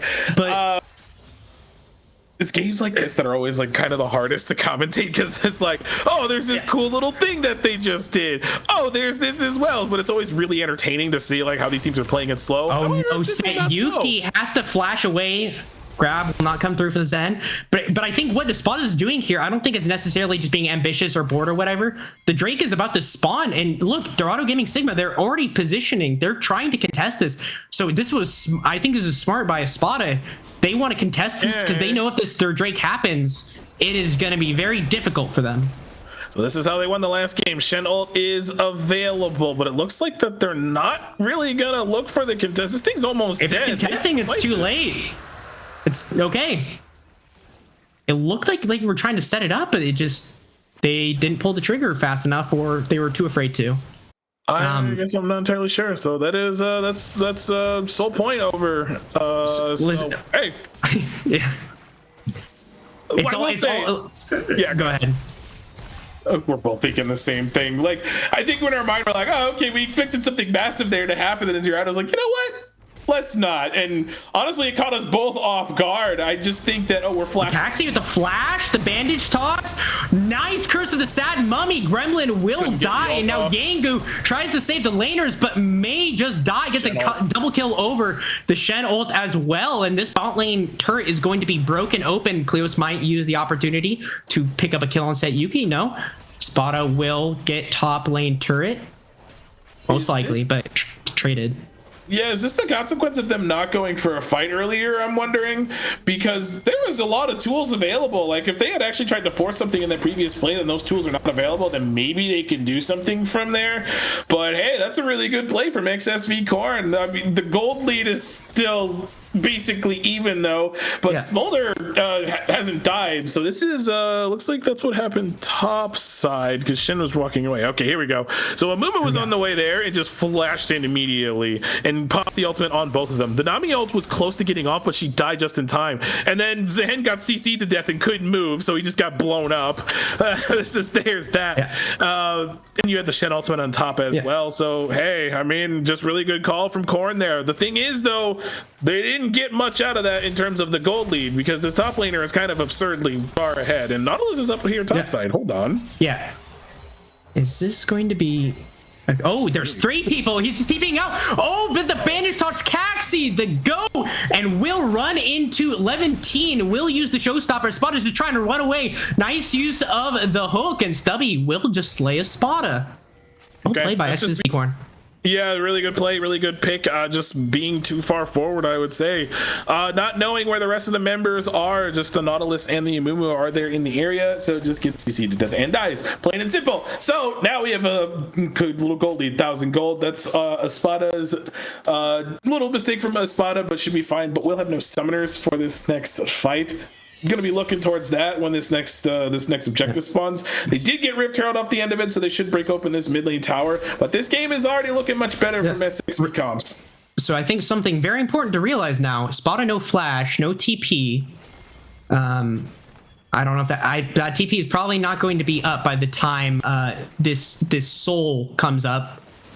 Rift Herald for XSV Cornn, all the cards are in their hand for them to play. They're going to have the tempo play, and they're going to either be able to give up this Drake and make Dorado pay for it, or they're just going to be able to secure this soul. And now, if you're Dorado Gaming Sigma, you have the late game scaling. Whoa! Flash. Whew.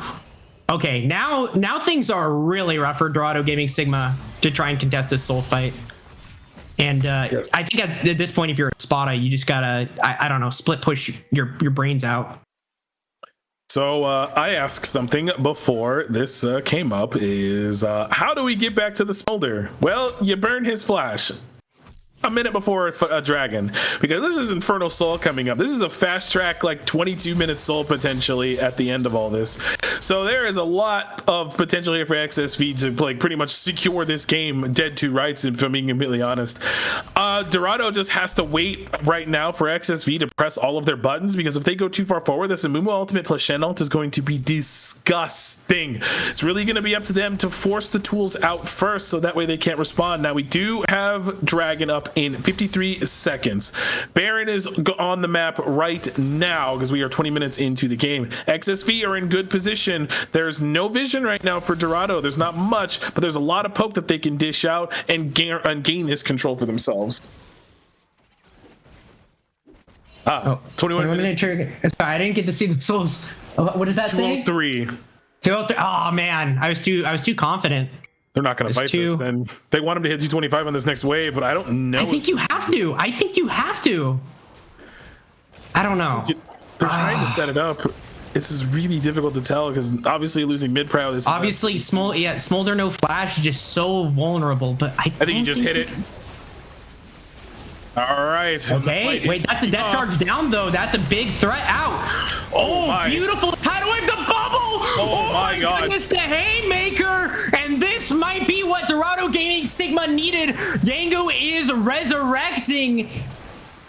Wow. Oh, I thought they were going to continue, but no, they're not. And this is going to be a 2-for-0.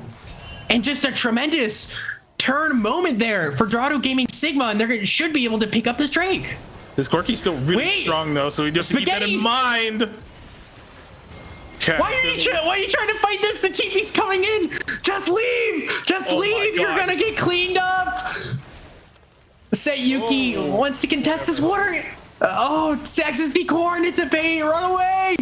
It's their soul. They kind of have to try to fight this some way. But unfortunately, now there's a realm warp coming. It's their soul. It's not Dorado Gaming soul.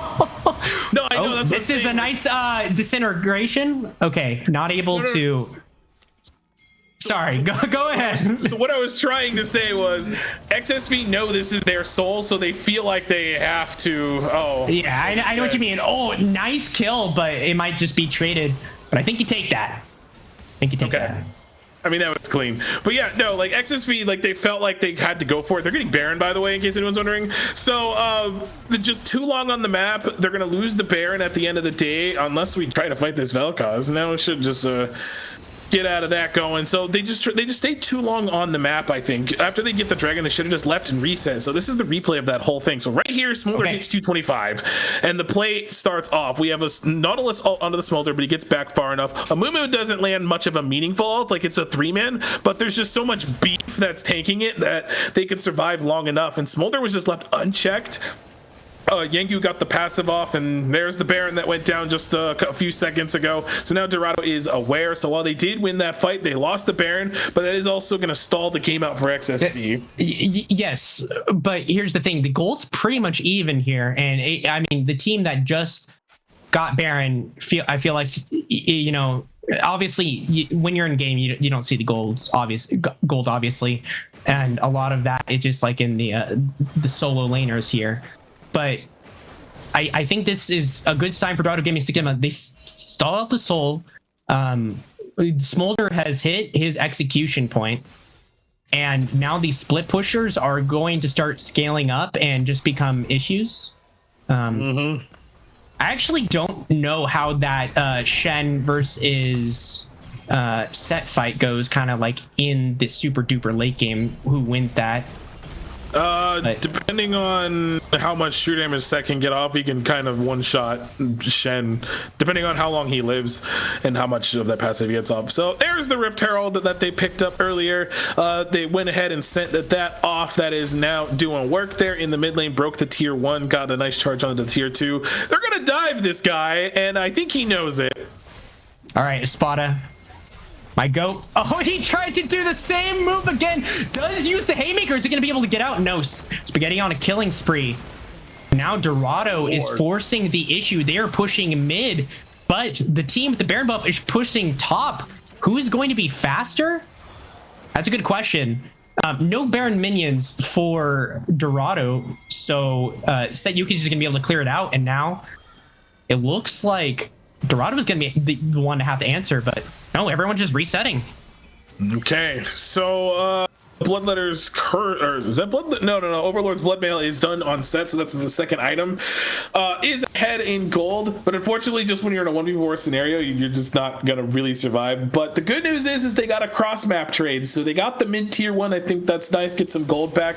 They were gonna keep going, but unfortunately, Monoxia got chunked out by the Vel'Koz. This is a 2.5 item Vel'Koz working towards that Shadow Flame at third. So this guy is starting to really hurt, and when he lands all 3 abilities, it is disgusting to deal with. Now we do have to prepare ourselves for this next dragon in a minute 23 time. We saw what Dorado did in the previous fight. Smolder is at well past 225 now, so he's online. He's sitting on 2 items, so is a very strong little dragon. If Monoxia can get some time, and even Kleos as well, if they can both get some time, they can shred through this team and win the fight for Dorado. But with the way XSV Cornn is currently playing, they are playing very, very well, layering the buttons how they need to, layering that CC that they can absolutely just win these fights before they even start. And I don't know if is Spada using that TP there.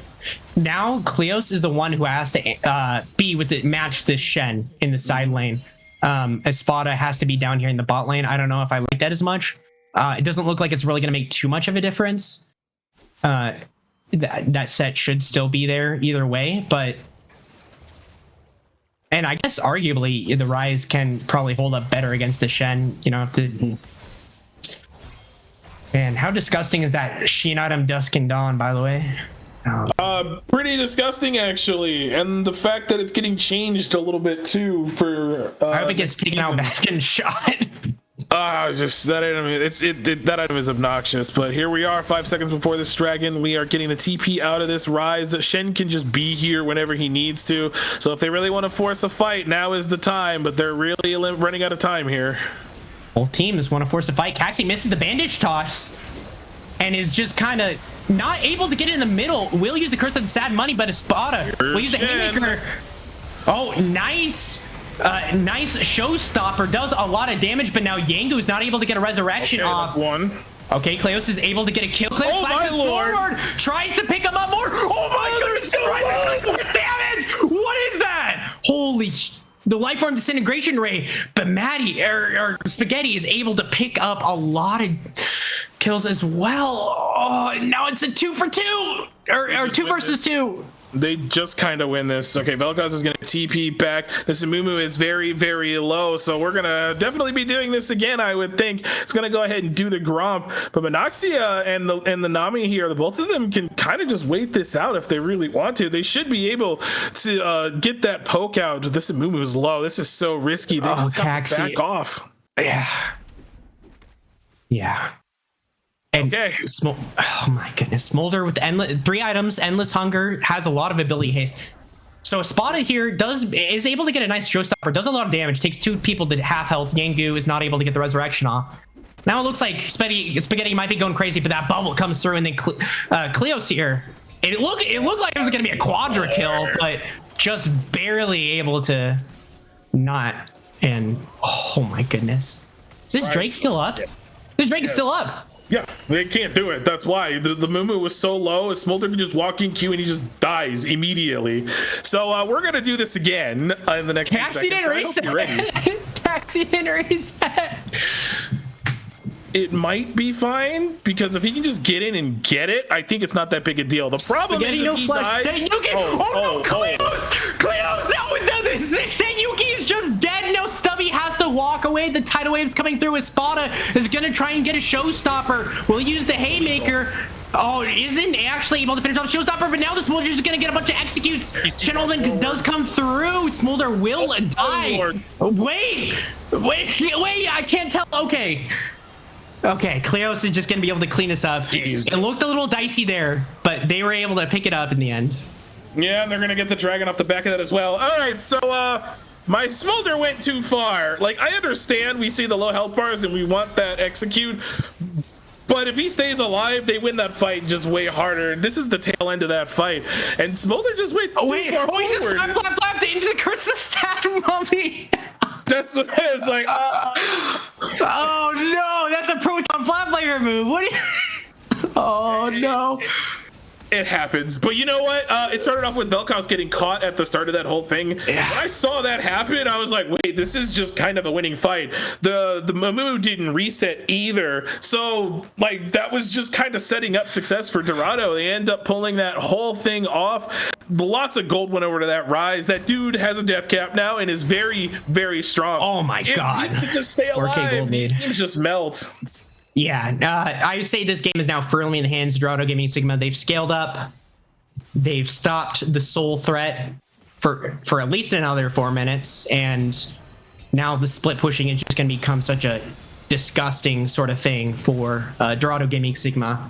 I don't know what sort of vision play happened there that Set Yuki thought they were fine to walk up into that brush, but good job from Kleos, I guess. I don't know. I don't think there was that one ward that's there because it's a pretty long ward, so I don't know what they saw. It was really awesome how like Kleos is just like, hey, Vel'Koz is here, and he just kind of dies, and he was right, just got kind of blown up there. Just press 2 buttons and then Vel'Koz disappear. Yeah. Late game Rise be like that was. Oh, out of curiosity, where are we at on smolder stacks? We're 30 minutes in, but I'm still curious how many stacks he has. It should be like 300 and something right now. 320 probably, my guess. Okay. Let's say 337. 340 now, so you were close. You were pretty much right on the money until you got 3 more stacks. So that is a one strong, and once again we are walking way too far forward. Hey, relax. You are most of the damage. Granted, Rise is the rest of all of the damage, but we can't let this smolder get caught like this, because if it blows up, yes, Kleos would do the work, but smolder provides a lot of value here in these fights, so just gotta try to stay alive as long as possible. In the meantime, we have the Shen split push El Clasico. It's gonna force the set to respond, but they're gonna fight this actually. They're gonna get the hook, and Yangu's actually gonna ultimate in. Oh, he couldn't get the passive off. Wait. Lifeform Disintegration Ray gets 2. Kleos is now dead. This is now possibly a winning fight for XSV Cornn, but no, the Smolder Execute comes through. It's not. I stand corrected. Not a winning fight still. And Noxia able to get 2 kills. Yeah, I thought that Espada probably would have like tracked where the Shen was better, because honestly, if Shen wasn't there, Dorado just kind of mollywops that whole fight, like, not gonna lie to you.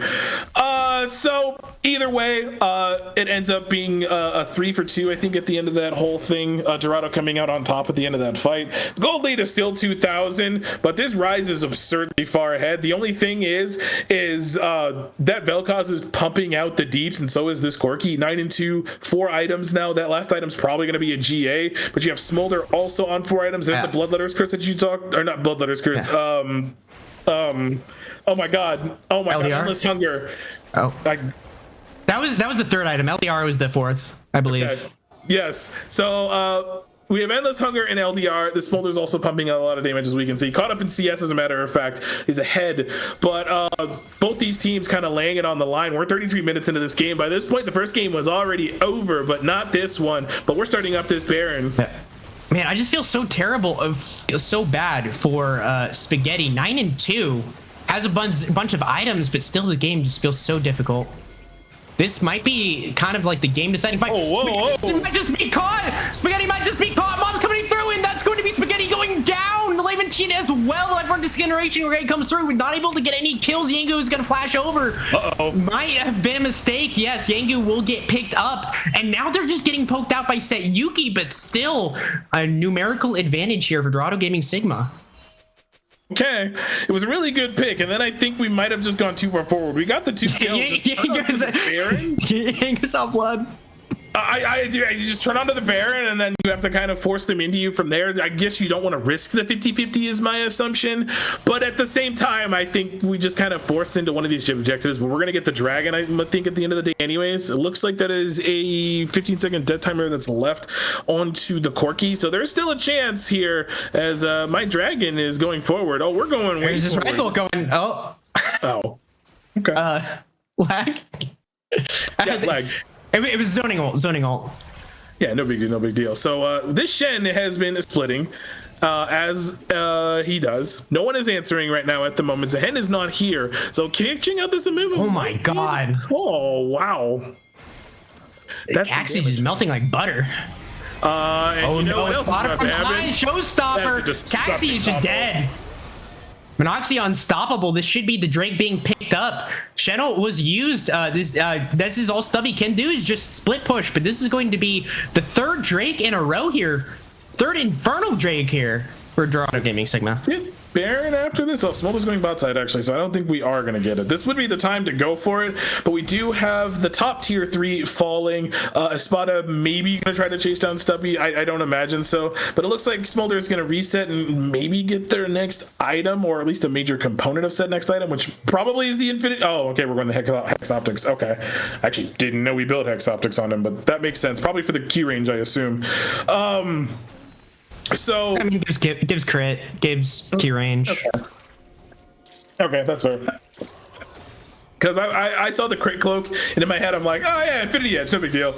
Nope, I was wrong. But they are going to turn on towards this Baron. Amumu is still down, and will be here just in time. They're going to try to go for the steal, I imagine. Shen is TPing in, so they want this fight. Wait, where's Caxi's not there? Caxi's not there. This is just going to be Baron pick. Oh my god. Okay. Oh. Yeah, that Velcot just disappeared. This Corki's going to disappear. XSV Cornn is going to disappear. And I think the base of XSV Cornn is going to disappear very quickly. This realm warp's coming through. They didn't see him. Wait, wait, Caxi, sleeper agent Caxi, or secret agent Caxi is cut the wave. Caxi, Yep, I'm afraid it's not going to be able to happen. They have minions. I think this is going to be the end of the game. Yeah, the death timers are long. They're going to shred through these towers. We're almost 40 minutes in, so they are going to secure themselves the second game of this series. The wave is coming in. Really well done from both teams in this game, but Dorado once again coming out on top with really good team fighting. Oh my lord, that was a really good ultimate. Unfortunately, there's no follow-up, but hey, Dorado is now up 2-0 in this series. They played the mid to late game exceptionally well. I mean, absolutely. I think, again, like sort of small early advantages from XSV Cornn, not anything I would say massive, but getting the Drakes, and they even got the third Drake, and I'm like, okay, this is good. Dorado Gaming Sigma is going to be forced now, and they were forced, but then they just won the fight.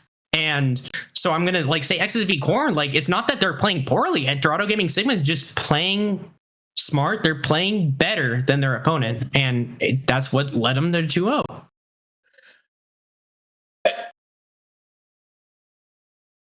What is that? That's a Zehen lot of damage. What is that Zehen damage? Yangu. Farming jungler.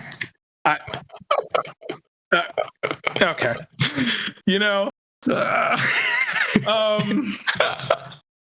From Zinzao doing, I think, what was it, 17,000 damage. Listen, don't diss my goat, the Seneschal of Demacia. So do we throw the meme of this was a 4v5? They could have won the game without their jungler, probably.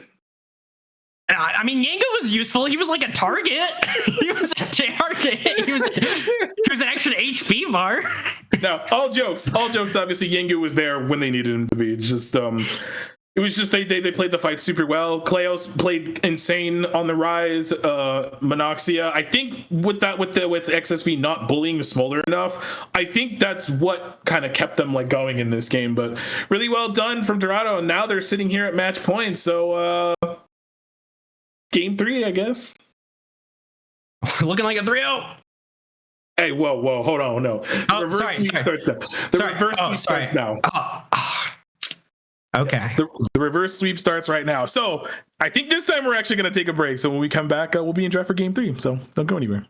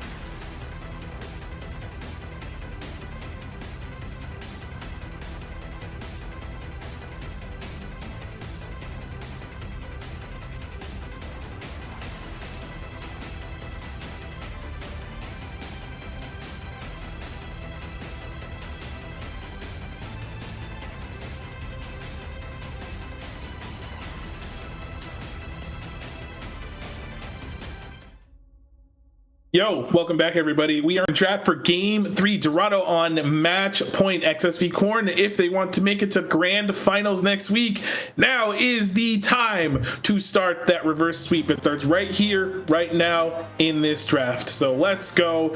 Proton Plat player, how you doing?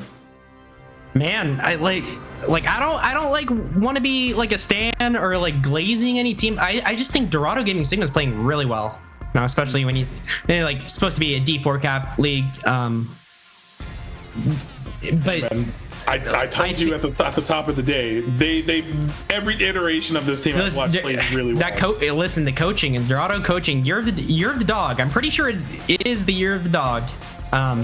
They're coming in strong. They're just looking strong. I don't really have a whole lot to say, and it's not like I said before the break. XSV Cornn is not playing poorly. Dorado is just playing better. And that entire mid to late game sequence from XSV was good. They would layer their abilities exactly how they needed to. Sayuki would be like in the back, like just melting people with the Vel'Koz ultimate.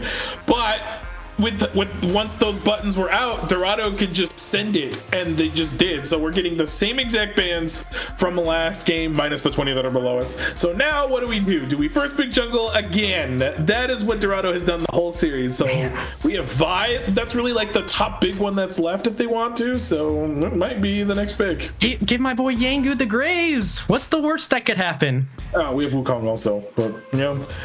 No, I mean because they banned Graves 3 games in a row. I'm actually Pantheon. Thinking about I wasn't thinking Pantheon at all, because I was like, wait, there's still like 2 more that I was thinking, because I had Vi in my head that I was like, Wukong is still available, Pantheon hasn't been picked yet, so that's what is being picked up right now. Typically we see Wukong or Vi picked into Pantheon, so if XSV want to go for that, then there's that. Now do we get the Talia combo? I have a feeling it's gonna be a Sejuani here. Okay. From Caxi. I feel it in my bones. It's gonna be a Sejuani. Okay. You feel it in your bones. I don't know. They called me the prophet. Oh. Feels good, doesn't it? Then do we just slap Renekton? Because that's typically the combo that we'd see. Sejuani, Renekton. That's one of the premier combos in the game. Now I do wonder though if they don't go for that, if Dorado decides to steal the Renekton away or Morgana? Okay, clearly I guess I should not be on this and open up the actual draft thing. Oh. I left the channel by accident. Ignore me. Hold on.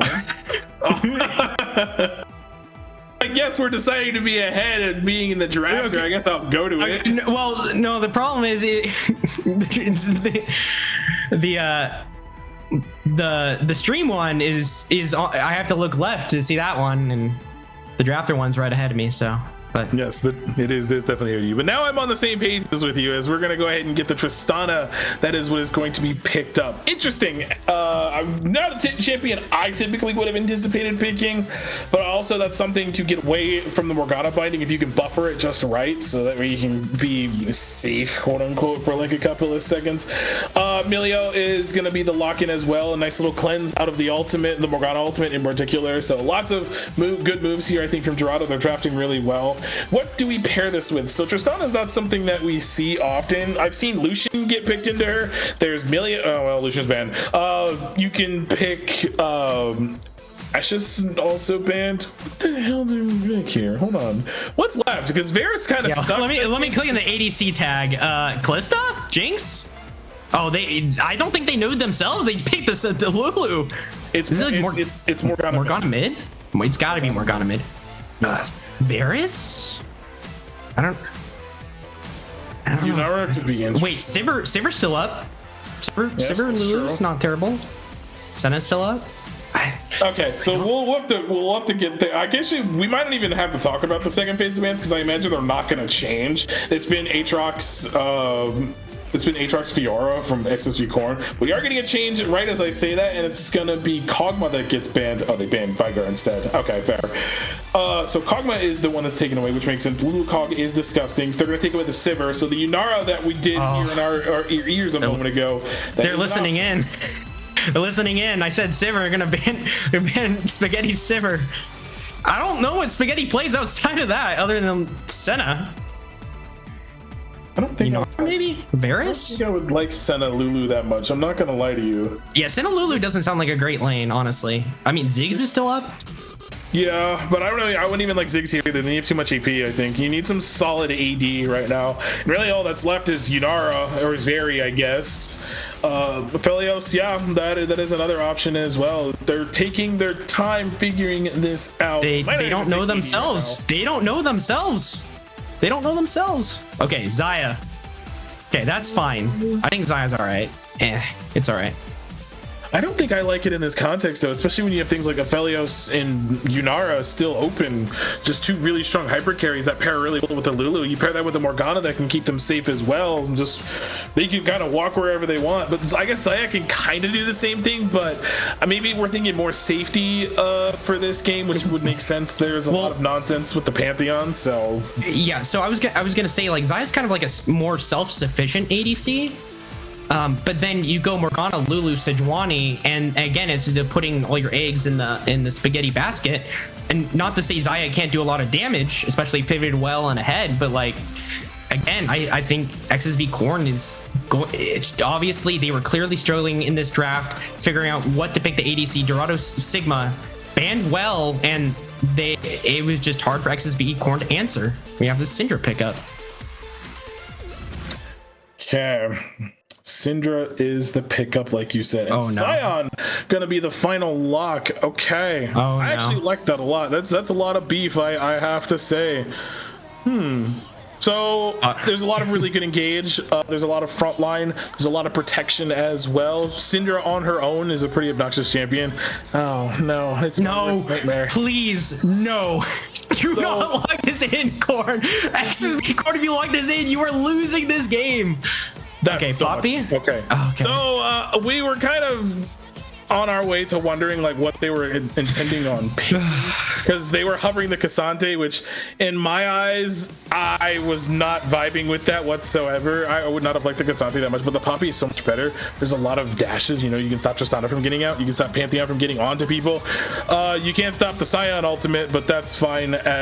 You really don't really want to try to get to this access to this backline, and you also get really good at keeping people away from objectives. So Stubby has a lot of work to do in these team fights, but has been playing really well in these team fights as well. So I'm really excited to see what Cornn can do with this draft. It's just like we said, they've been playing really well, but Dorado's been playing better.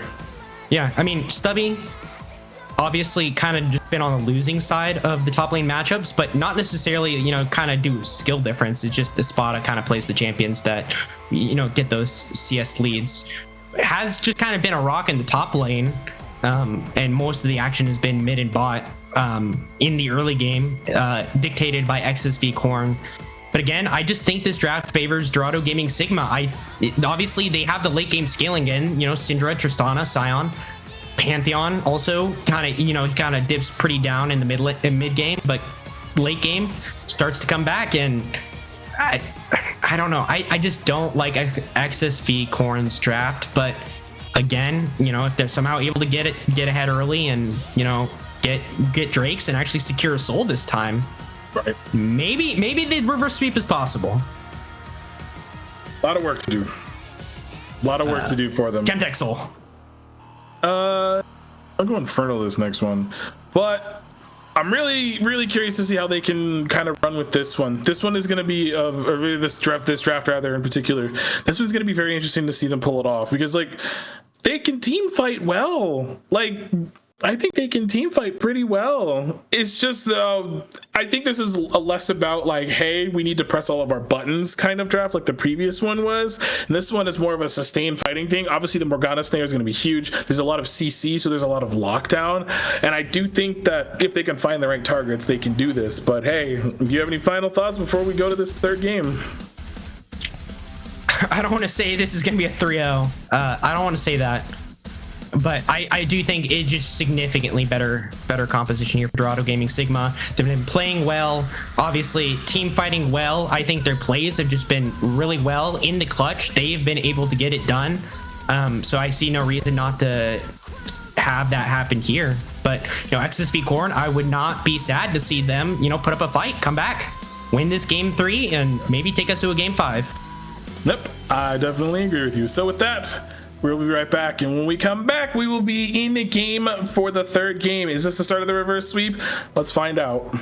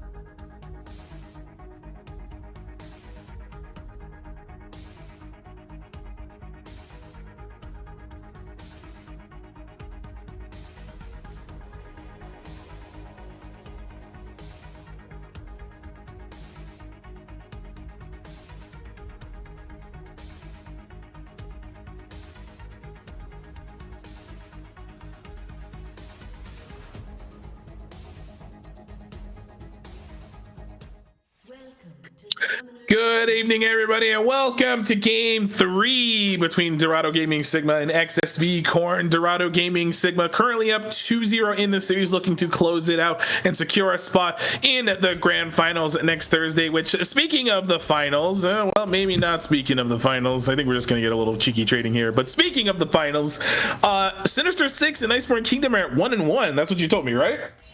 That is the news that I have been told by players that are actually playing in the series. So I think Iceborne won game 1, which was kind of the surprise there. So, but Sinister 6 striking back. But enough about that series, which probably might go the distance. This one might not, and we'll have to see if XSV Cornn's able to shake it up. But so far, it kind of just looks like business as usual. Yeah, one thing we need to kind of like keep note of really, it comes down to these mid to late game fights that like these two teams find themselves in. Dorado Gaming just in these mid to late fights just play their buttons just better. They wait for all the tools of Cornn to go down before they make the re-engage play. Or unlike in the first game, they got so far ahead off of one play that they just kept accelerating the tempo.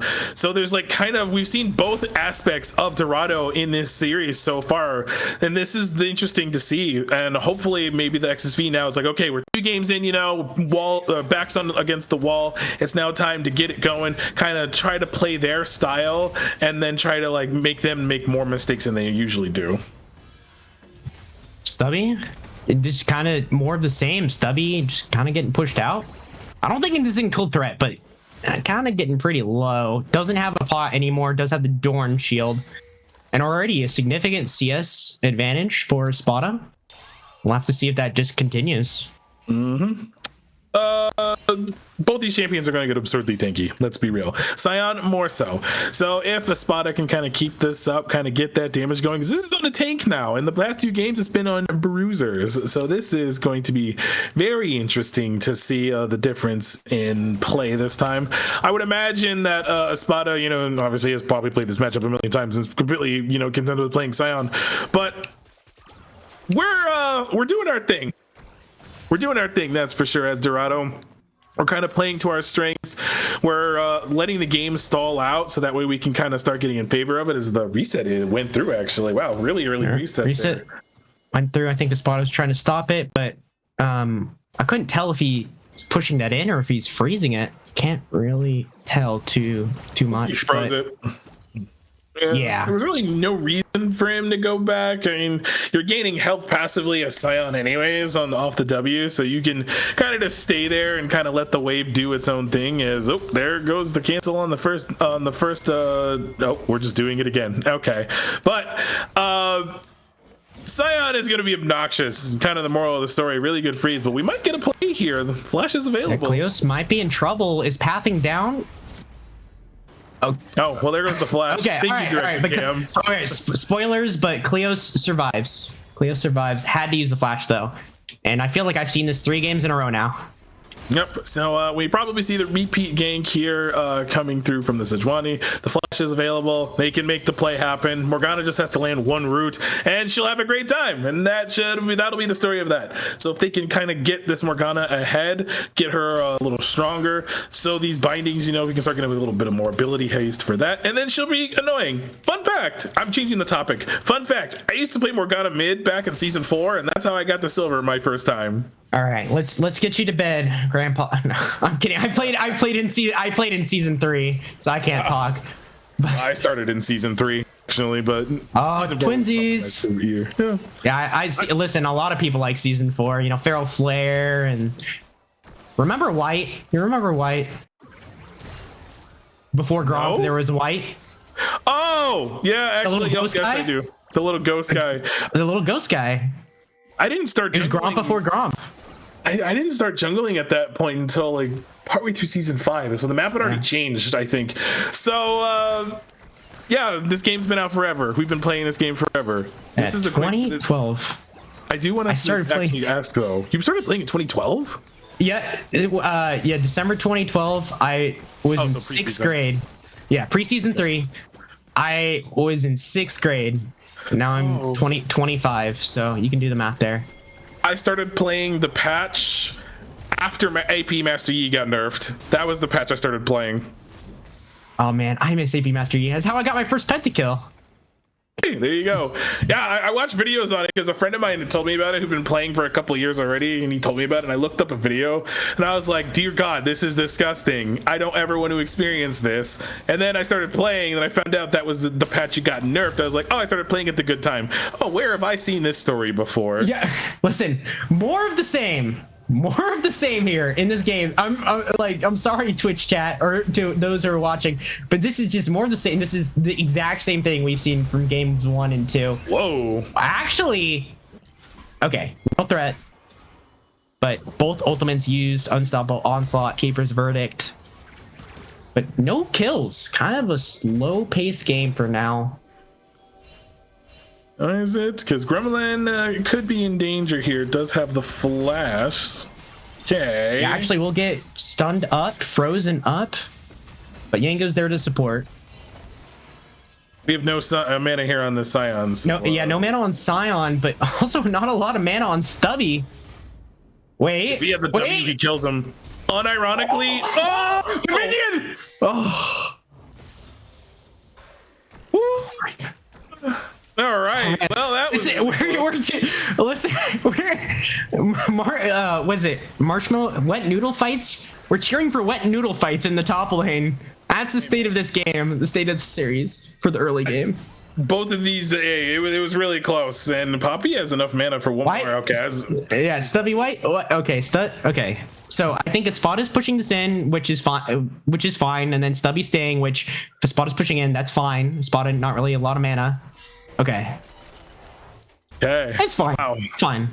Reset comes through, and this should be pretty decent one too. Yeah, we got the Cinder now going, as Morgana tried to steal away that. Will get one of the Raptors, which is nice. But you're okay at that if you're Pantheon. You still got the big one. I think he hit level 6 off that as well, so has access to that Grand Starfall. Spot Wave is being shoved in now. Does Monoxia send it? Nope, we don't send it. All right, never mind. We're good. So I have a prediction here in 3 minutes that XSV Cornn is going to get the second Drake, and then we're just going to continue to farm. And then since Dorado Gaming Sigma is playing Syndra, Pantheon, Tristana, Milio, Scion, they're just going to wait until they outscale, and then they're just going to win the game. I think XSV Cornn just needs to push the issue. They need to make something happen, like Caxi burn the flash out of Cleos, but now it's back up. Is actually here in the top lane. No flash from a Spada. This might be able to be a kill. I mean, the Scion is very tanky. Oh, wait. Starfall is used. Beautiful Keeper's Verdict. And that is a nice first blood by Caxi and Stubby. Wait, Monoxia has to run away. Actually, lethal tempo stacked up by Spaghetti. Gremlin just barely saving their ADC. XSV Cornn, I said they had to push the issue, and they have. Right on cue, as a matter of fact. Right when you said, hey, they need to push the issue, what do? Immediately make a play onto the top side, get a really good kill there, and I think that is a Detristana, isn't it? Wow, that was egregiously close. My word, that was really close. Will live to see another day. Is going to back off, I assume. Okay, does get the reset off. Is working towards. We do get the grubs after the fact of that play, so really good there for like Dorado to get a little something back after all of that. We're kind of losing individual matchups around the map, but that's kind of expected right now. I almost said Zeri, but Zaya Lulu rather is a really, really strong combo. The two of them together are obnoxious. We would have preferred something like the Aphelios or the Yunara, but honestly, like, Zaya can still provide a lot of agency in a lot of these fights as well. So it's going to be up to this bot lane of XSV, because we usually see a lot of the eggs get put into the spaghetti basket. So we're going to see if that momentum keeps up. Thrilling, exciting action in the top lane, DBZ. Okay. Riveting. Yeah, riveting. And in the mid lane. But I think, it just sucks for Spaghetti. It didn't get the kill there. It looked very close. And now it's sort of this thing where, if this bot lane is not massively ahead in gold and CS and kills and experience, then you're really the only win condition for. I don't think this is a kill. Is this a kill? No, it's not a kill. The only win condition for XSV Cornn is to just get a pick from Sejuani and the Morgana, and maybe get a keeper's verdict out of several members of Dorado Gaming Sigma. But right now, it just I don't know. I don't know, DBZ. We'll just have to see how the game goes. And XSV might not even get this second Drake. Maybe. They are giving a lot of respect over. We did get the TP from Morgana, so they could try to go for something. Like I mentioned in draft, there is a lot of CC on the side of XSV Cornn, so they could truly lock someone down and just press the advantage. Now we have a Scion headed this way, so Poppy doesn't have TP, and they don't know he's coming as of yet, so they're really setting up for this play. Now, do we get the actual trigger pull, unlike in the previous game? Because there was a moment where they looked like they were going to set up for it, and then chose not to. But Scion will be spotted on this ward, so they are aware that he's here. Does have the TP to rejoin up there on the top side, but I do think they're just going to give this dragon up as a result of that, and this should be the second Drake going over to Dorado Gaming. I mean, at that point, when your Poppy doesn't have TP, I think that's the call you just have to make. Oh, they're still lingering around. I was gonna say, good job not taking the bait. Wait, Manancia.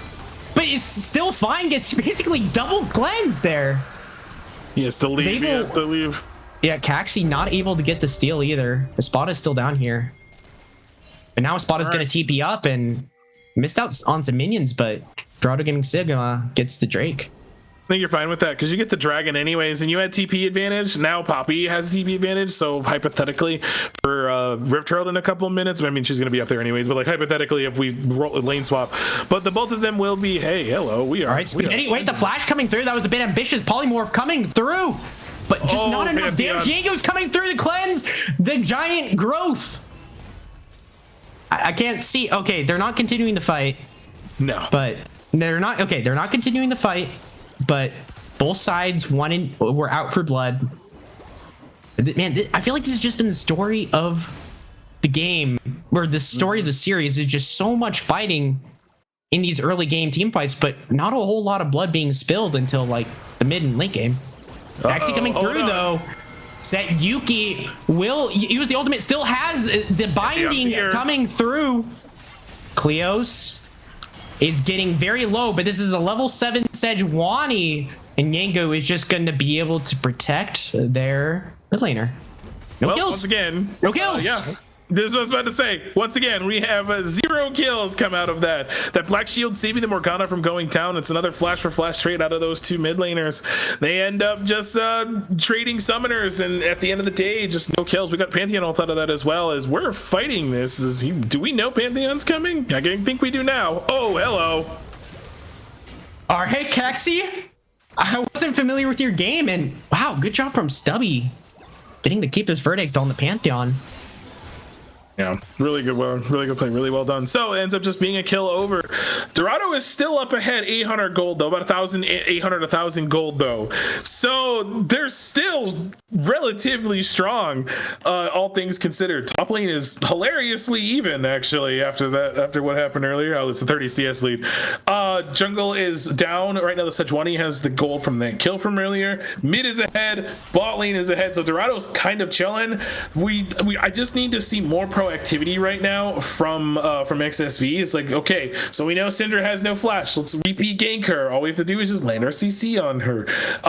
You can maybe try to start forcing a summoner out of the Tristana. It's going to be harder because she has the rocket jump, but there's things like that we can try to go for. I just have to see XSV just kind of start pushing it a little bit more than they have been, because right now Dorado just kind of has to chill and they can scale into the game. Absolutely. I mean, once that Syndra gets the completed Transcendent, gets the stacks, the splinters, man, she scales just so well, does so much damage. Nice dodge there by Kleos. Soul Shackle's coming through, but Sayuki is just immediately evaporated. And this kind of saw that coming. Yeah, I kind of saw that coming. I was like, Pantheon's on this side of the map, so this is really risky, but they don't know that. So he just happens to be there. They get the kill. Pantheon has some gold now. In the bot lane, looks like that was one of the Tristana bombs that went off because there was a lot of damage on the Spaghetti there. And this is kind of what I was talking about. Is like Dorado just know how to force the issue themselves when they know if they have an idea of where the enemy jungler is. Then they start kind of pressing themselves. Minus these top laners, they swing at each other the whole game, which is exactly what they do the whole game. How many graph stacks does I want to know. World's most exciting top lane gameplay. 586 extra bonus HP here from the Scion Wow. Soul Furnace. But in terms of grass, what was that thing? 137? I think that's what it is. Oh yeah, 135. That's health regen. I don't know. Oh. Whatever. Anyway. Whatever. Either way, they've been swinging a lot. Oh, there it is. Oh, there. 160, 33, 165? Yeah, times used 133. There we go. Okay. All right. Quick math. All right, cool. They're probably both pretty close to each other. Like they've just been swinging at each other like the whole game, and it's kind of amusing. Now, reel it back a little bit. We have the next dragon in 30 seconds time now. So the dragons have been officially split as the top laners are doing the top lane thing once again. But the dragons are split. This is a different territory that we're currently in. We haven't been here before. Usually XSV is on soul point bind right now, but Dorado stopped that dragon stacking this time, and they have 12 seconds to keep stacking these mountain drakes that they currently have on the map. So it's really looking good at this. A lot of positioning I'm seeing right now on the other side of the map. There's a lot of posturing, a lot of trying to get vision control and all that. So these two teams are ready to go. Both top laners have TP, and first tower has fallen in the bot lane. Yeah, I mean, when you have a Tristana, well, Kleos is face checking a brush, a little bit of a revenge play, and Caxi will pick up the Syndra. A little bit of revenge for the Rise. Okay, so my Syndra is walking. Where's my Pantheon, actually? Is he just kind of chilling in the cut? Okay. My Syndra is walking forward first, and we don't have Blue Ward yet, so that was kind of risky. Mid laners... Sorry, go ahead. Finish your thought. I guess I just don't understand. So we lose... we were hyping this up, and then my mid laner face checks. That's kind of unlucky. I guess that's just unlucky. You're not anticipating someone there. We just walked a little too far forward and we died, and we lose the Drake because of it. That's a nice route there, and that's pretty much what we should be expecting. Anytime Morgana lands that, just expect some follow-up CC to go along with that. Yeah.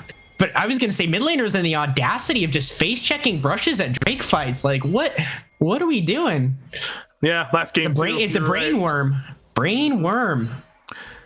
Okay, Rift Trail going to be picked up by Dorado, though. I do think so, yeah. I don't see much of a contest right now. Dorado, funny enough, is still up almost 2,500 gold, so they got that going for themselves. We got the first tower from earlier. We just have lots of CS leads, so they don't really have to do anything at the moment. They're just kind of doing their thing. And all right, Caxi going for steal. Oh, okay. Caxi gets the steal. Will actually pick up the Rift Herald as well, and now Yangu's in trouble. Actually, will get picked up. Spaghetti will actually find the kill. The unstoppable onslaught misses, hits a wall, and now Caxi's going forward. We'll get hit by the bubble, or by the ultra mega fire kick. Excuse me, but it's a mouthful. But yeah. So Yangu not getting the smite down on the Rift Herald there. That's something that XSV could use for themselves to break open and get some extra gold. I just want to say Spaghetti was kind of frying there. I'm not gonna lie. The lethal tempo was stacked, and we are rooted once again. Oh no, Kleos. Oh man, and Spaghetti gets the kill. Okay, 5-1. XSV Cornn still behind gold, but this is exactly what they need to do. We were kind of, hating or saying, or not hating, saying like, oh man, poor Spaghetti, like all of the weight of the world is on his shoulders. But let's see, he has 2-0. Let's see if he can continue the streak. Yeah, right there. in particular is like we're funneling gold into Spaghetti because we want Spaghetti to be the carry, and I think that's fine. The way they're playing together, the Morgana and the Lulu there, to ensure that Spaghetti gets that time to be active in these fights, and it's coming out really well. 2-0 right now. We should have our second item done if we don't already. I think we're gonna finish. Do we have boots done yet or no? I don't see boots in their thing. Oh, they do. The boots are like on the by the sums. I don't know why, for whatever reason, I was expecting them like in the like little baby corner as we're going forward. Okay. That's a little bit of a tactical play, and by that I mean TSM tactical and Team Liquid tactical. When he played Tristana. Hey man, we call it the secondary Malphite. That's what it was called. So I understand as we want to try to go something. We have the item advantage. And we want to try to kill her, but unfortunately there was a Sejuani and a Lulu there. We're not killing her instantly, so that stays alive just as long as possible. And honestly, I mean, hey, we're happy gaming. Malphite goes hard. We're happy gaming. That's what we're doing. Yeah. That's what we're gonna. Riveting gameplay in the top lane. It's the same story. You know what's so sad though? Espada could have so much more health if he just went Heartsteel, and you get the donk, the sound, Unstoppable Onslaught coming through. Oh, Yango's actually going to be able to pick up the kill here. Should be able to. Stubby actually with the Sundered Sky. Wait, Yango has the flash, is not using it yet. He's going to pick up the shield, the buckler. Is this actually going to be enough? Wait, Stubby? Jeez. Oh my God, Stubby, the GOAT. That's why Poppy's a really good champion. No. Gets a Skyplock though with the buckler. Good buffer. Nice buffer. That is the buffer I was talking about. So this is why Poppy is really miserable in the champions that like to move. Because she can stop you from moving. Almost ended up getting the kill there using the flash and heroic charge onto the tower there, under tower rather, and she's almost got that kill, forcing Yangu's flash out. So Dorado right now, we're doing a little silliness right now, but they're doing their thing. Oh, Manaxia, oh my goodness, almost there. But listen, this is how I play Tristana in solo queue, but I don't think you can do this in a comp game. Not really, and this is okay. Gremlin actually forced to use flash. Gremlin forced to use flash there. Drake is coming up. I feel like this should be able to be secured by XSV Cornn, but Monoxy just has to realize that, you know, when you have Amelia and you have this late game skilling comp, you just gotta play for the front to back. You don't have to be the playmaker. Oh man, that Morgana is so annoying. Yeah, I mean, it's a 2.5 second CC in case anyone's oh, hello, we just ulted. Oh, that was cool. Hey, there's a little bit of split focus here, though. This could go either way. The Drake is at 3.5k, being stunned out. Yango just can't get in the pit. This Morgana is buying so much space, and Dorado Gaming Sigma just gonna have to walk out. Now this is Soul Point. Soul Point, XSV Cornn. And crucially, one thing they're pivoting to Baron right now. They know they have to reset. Crucially, we that I want to also point out is the Milio had to flash prior to that play. Oh, hello. I think Sion's fine here. He's pretty beefy. The team should get here maybe in time to save him, and does have the flash available. Or is it not up yet? I don't think it's up yet, actually. Oh my God. This is being just so good by this Morgana and Caxi and Seyuki. They're playing so well. I don't want to state that. And like at Levantine and just Larry and CC. Yes, Kleos is going to be able to pick up plates here, maybe even get the turret. Doesn't look like that Baron actually will get picked up. A TP will be there to match, but this is exactly what XSV and Cornn needs to do. What I'm wondering, because I assume we're gonna build a Mikhail's. This is oh no, Manaxia in danger. Manaxia. We are probably in danger. We are no longer in nice danger. Nice bubble, nice buster shot.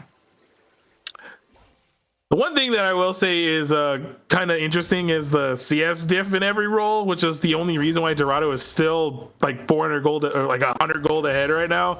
So they're still very much in this game. They're just doing a little silly things right now, but I think that's because, you know, they're kind of feeling themselves. You're up 2-0. It's the classic, but really good. And this is not to even discredit XSV. They've been playing much better. They've been forcing that issue that we mentioned. Seyuki landing these obnoxious bindings from anywhere. everywhere on the map, like everywhere they need to be, landing it on crucial targets, because you can only cleanse the Milio ability, or rather, you can only Milio cleanse an ability once. That goes wide. Facial Prison is gonna miss, but that will not miss. And now Soul Shackle's coming through. Morgana is such a fun champion. Stopwatch or Zanya is coming through, and Kleos is just going to fall. This might be a Baron threat. That's a classic right there. You land the ultimate, you immediately pop the Seekers, and it's like, can't move anymore. It still has flash.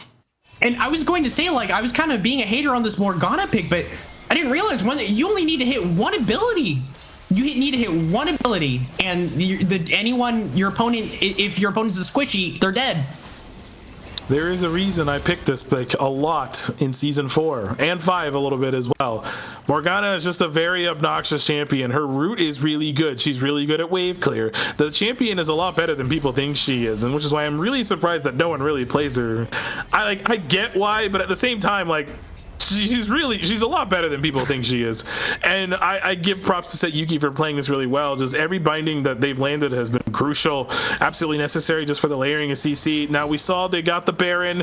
We're seeing them siege down this mid tier 2 right now at this moment, as that is another Sejuani ult. Kleos is gonna get caught again. Time after time after time, this TP is going to come through. Dorado Gaming Sigma can't follow up because there's a binding coming through from Set Yuki. Black Shield on Spaghetti.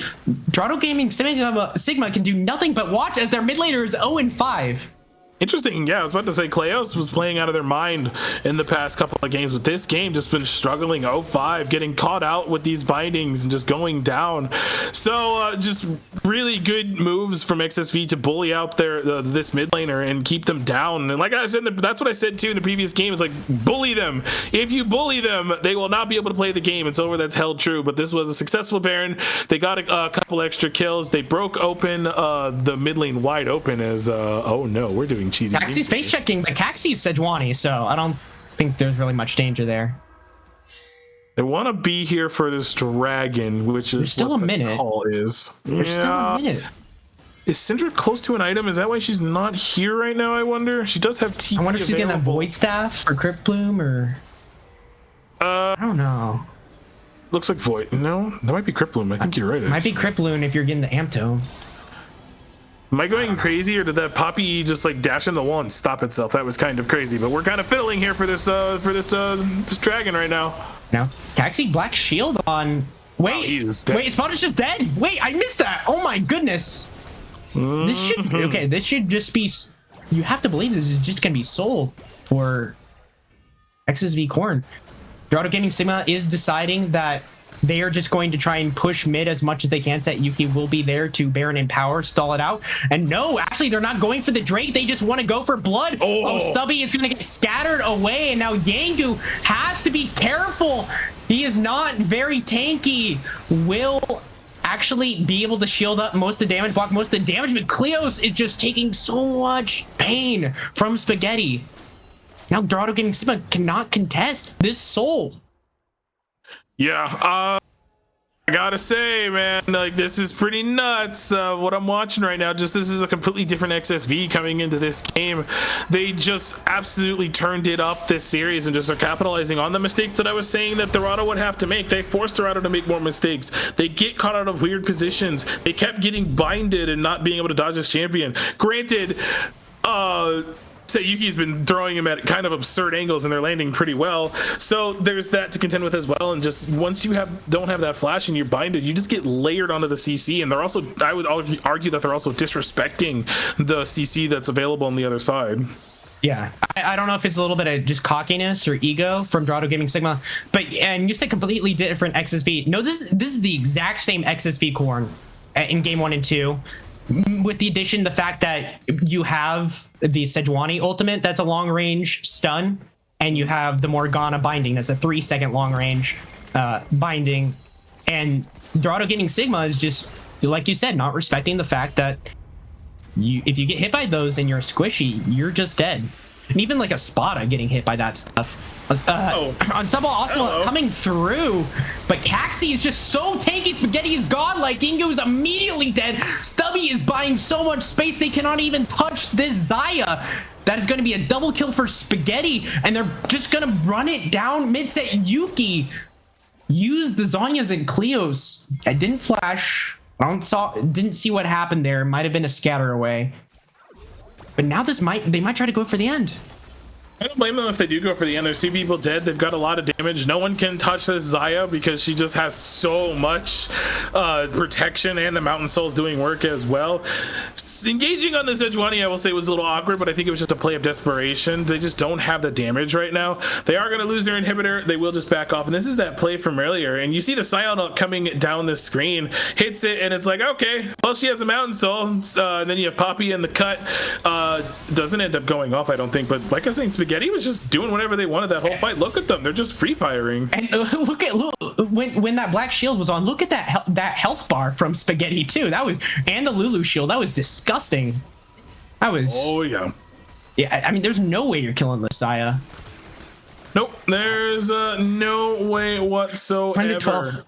And it feels like such a choke out, but it's only a 3k gold lead. So I guess good on Dorado Gaming Sigma for keeping up the farming. But you know, I said the only way that XSV Cornn is going to win this game if if Spaghetti doesn't get ahead is to find picks. But Spaghetti got ahead and they got picks, and wow, Cleos just getting bullied by this Poppy. I don't think they kill here. No, they don't. Oh, and we'll go ahead. Stubby, a little bit of style. A little bit of style. It looks cool. That's all I gotta say is it looked cool. So right now, it's really up to Dorado to kind of keep farming it up. And XSV just kind of keep their foot on the gas. They're doing really well. They're setting up for this Baron right now. They're going to absolutely destroy it as the resets are currently coming through for the side of Dorado. So this should be another free Baron for them. And I would imagine with the mid lane wide open that they might just walk this into the base. Yeah, I mean, they will have the super minions in the mid lane. They don't really have a whole lot of side lane pressure or prio right now.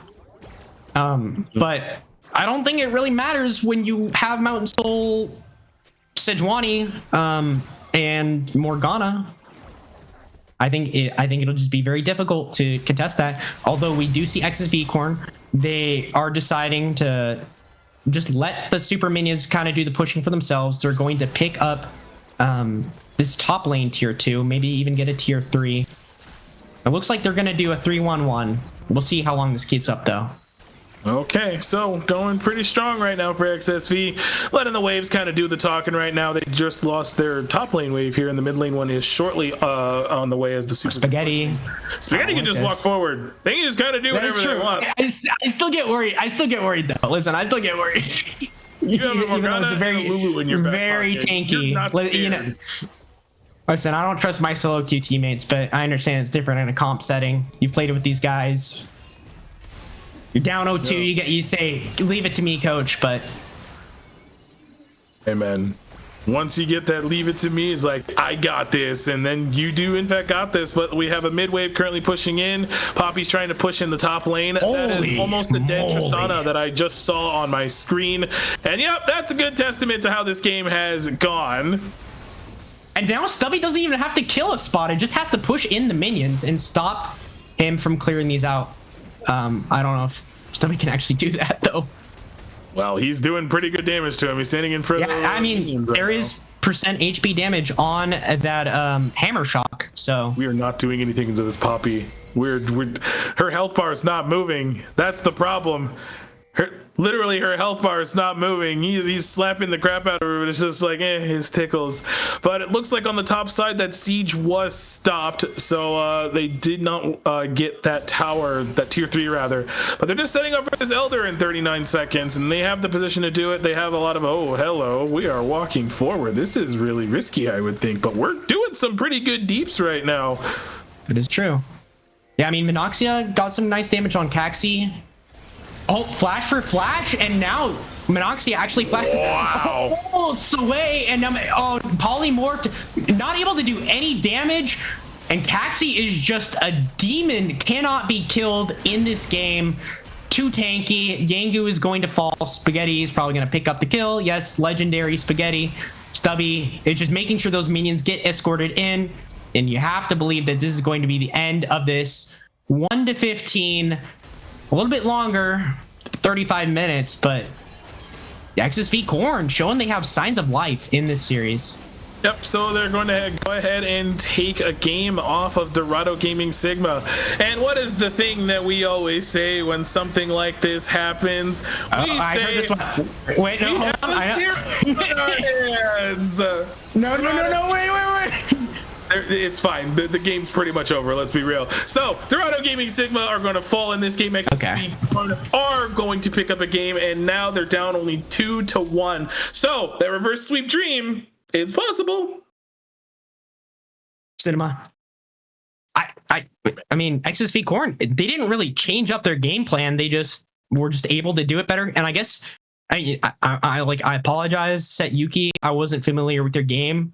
Caxi, I knew you were very good on the Sejuani, but I think that just mid jungle duo was just the game decider there for XSV Cornn. They were just able to utilize it to such great and massive effect. So good job. And I even said that too. I said mid jungle is pretty disgusting.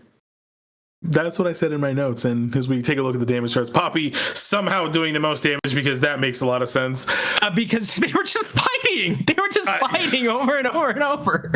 I guess, yeah. All right. Well, after that, I think we deserve a breather. So let's go ahead and take a break. So when we come back, we're going to draft for game 4, and then we'll go ahead and start yapping away. So don't go anywhere.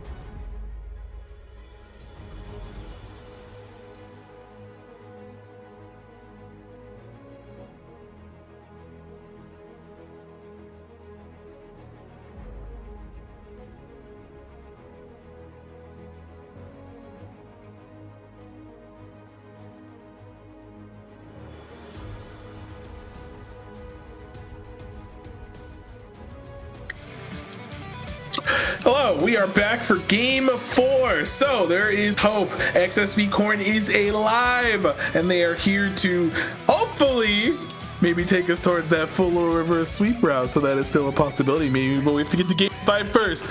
Now, we have a side swap. Looks like the bans are probably not going to change. And hey, are you prepared for a game 4 scenario? A game 4 scenario? Technically, that's right. Wait, now. no, wait. Sorry, wait. You asking? Wait, are you asking me? Or are you asking the teams? I'm asking you. Oh, I can't ask the teams. The realistically what do you mean? I'm like, are you ready for game 4 scenario? We're in the game 4. That's why I was confused. But is this XSV Cornn first picking the Karma? Is it gonna be like a? Okay, we've seen Set Yuki play the Seraphine. We've seen the Morgana. Could be a Karma mid.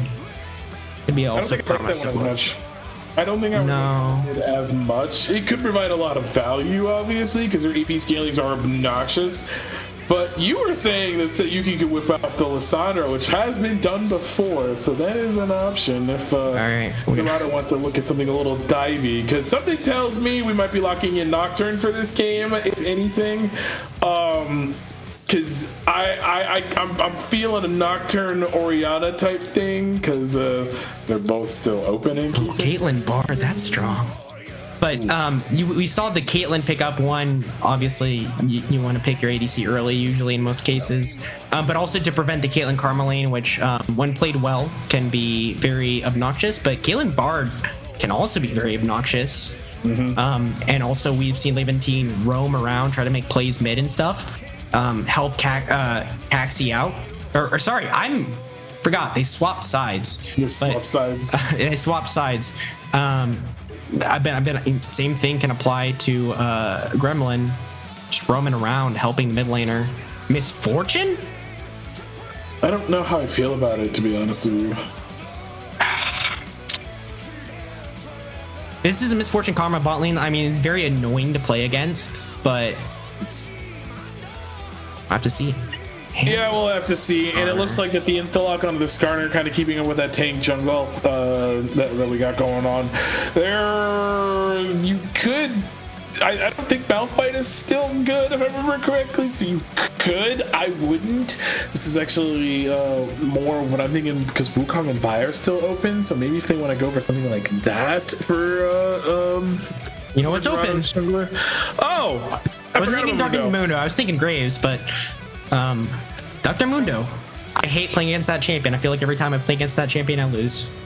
Yeah, I do not like playing against either, which never makes sense. The Urgot ban would come through. Was banned away in the previous 2 games, I believe, if I remember correctly.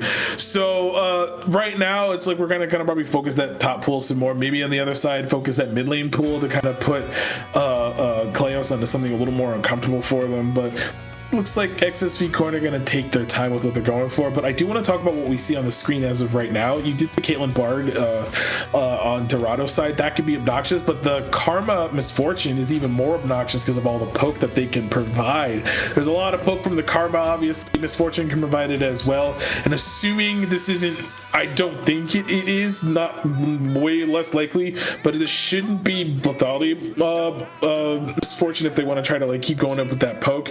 But lots of top lane bans came through, and we have the brand for what I'm assuming is targeted at Yuki, because I do believe they played that as well.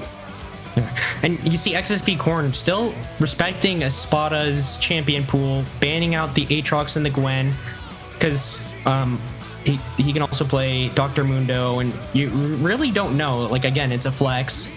Hui here for Kleos, one of the champions that they play. I actually like that. I like that a lot. A lot of range as well. Gives you, because Misfortune's obviously going to sit in one spot, so you can try to hit her from the back line if you're able to. Cornn though, what do you pick into that? Aurelian? No. Yes, actually, I like this, but no. Why no? No, no. I'm saying like no, as in like no way, not no, as in I hate the pick. I think like this is perfectly. This is perfectly fine. I think when you have Karma like Misfortune, being able to clear waves, Skarner obviously is tanky. Aurelian Soul can clear waves as well, can stack up And then Dr. Mundo and Hui, like again, you think of these late game scalers. It's Tom. And Tom Kent. Wow. The only thing I'm gonna say about XSV Cornn's comp, because it's ambitious. I love it, but I think the AD damage, the physical damage, might not be there entirely. But again, I was kind of a hater last game, and I was proven wrong. I said Spaghetti was gonna have to put the team on his back, and he did. So, and okay. For a moment, they were hovering Fiora, so I was like, But okay, they went with the Mordekaiser. I think it's actually fine. Mordekaiser's fine.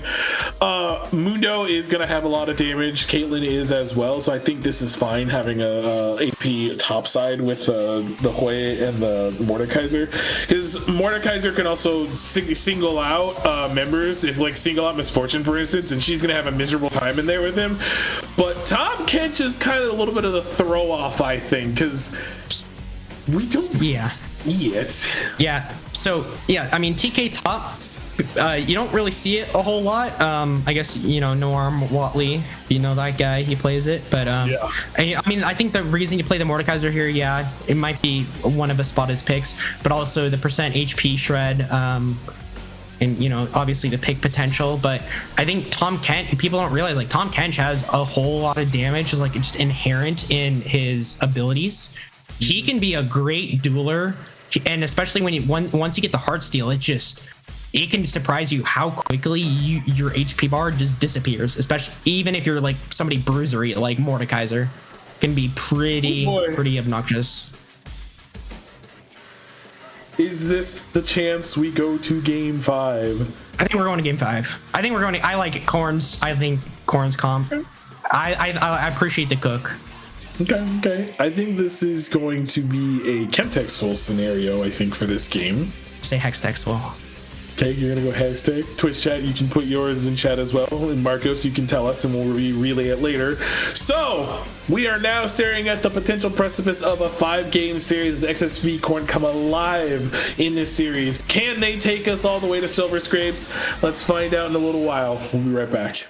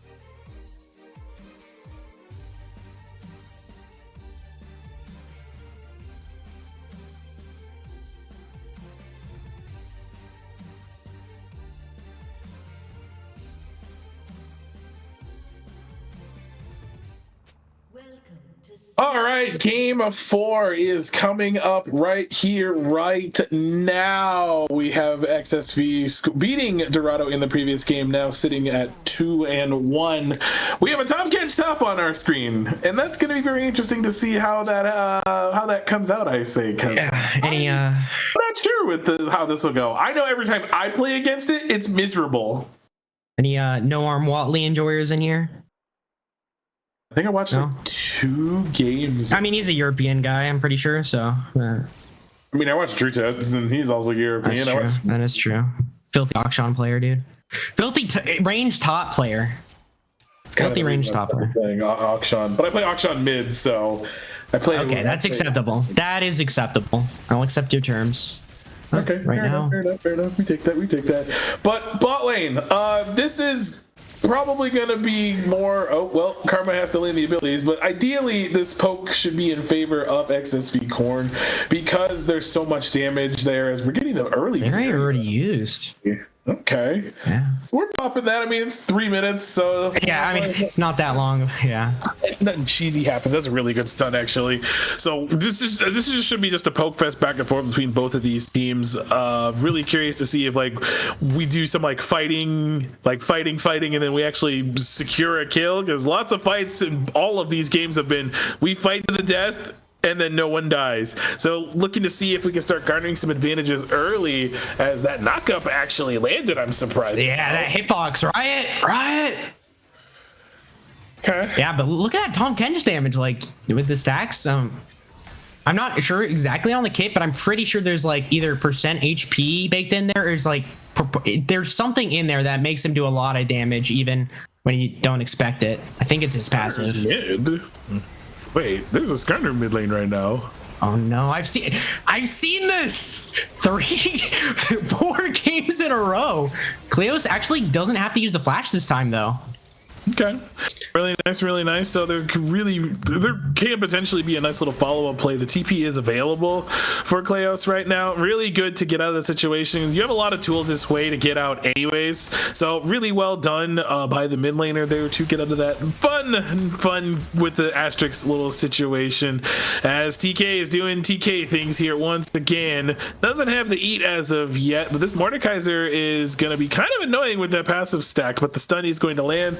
So we'll just be able to walk out of that. Now, I do wonder if now we get a little visit from Yengu mid lane, as it looks like, yes, we are. Yeah, but Dr. Mundo doesn't have any hard CC, so there's got a little bit of a drive-by. Man, I love Corporate Mundo. That skin is just so fantastic. I love it. Everyone uses it. And I mean, I don't use it because I don't have it. But if I did have it, I would use it. That's the only skin. The people get that skin, and that's the only one they use. I maybe see one other Mundo skin, but it's always Corporate Mundo, and it's the League of Legends community can band behind one thing, so that Corporate Mundo is the only skin that matters. Actually, I'm a director. Hey, who in Twitch there has the skin, and this is the only Mundo skin you use if you own it? We'll get answers here in a moment. I hope, because there's 69 of you. So, somebody should have that skin, right? They're not answering me. All right. Sorry, I was focused on something else here, but sorry, we got a little distracted. Not gonna worry about it, but no, we're fine. Just some farming. If you look around, jungle farm's pretty even. Looks like Kleos is getting a small advantage here in the CS department, but early in Soul, you kind of have to sack that a little bit. But once you get your tier, once you get your Rod of Aegis, I think that's what early in Souls build these days. No. See, it might be in trouble. Wait, it missed. Oh, that was actually super unlucky that missed. I think Monoxia actually just flat out survive, dies there if all of that lands. Did burn the berry once again. It was just right off cooldown, as now that as a Tom Kench on my screen being abused, well, sort of being abused. Well, now the Mordekaiser's being abused, but I do think that TK just kind of wins this. Yep, just like that, huh? A lot of damage. Oh, Stubby though actually felt like I had to use the flash, which was probably the correct choice. Oh, Spada, yeah, Spada did get the Death Realm, so could have been nasty there. Yengu trying to go. Okay. just hits him with the briefcase, walks away. No. Says you've been served. Okay. Skarner is here as well, so just not too much really to come out of that. You do spot him as well.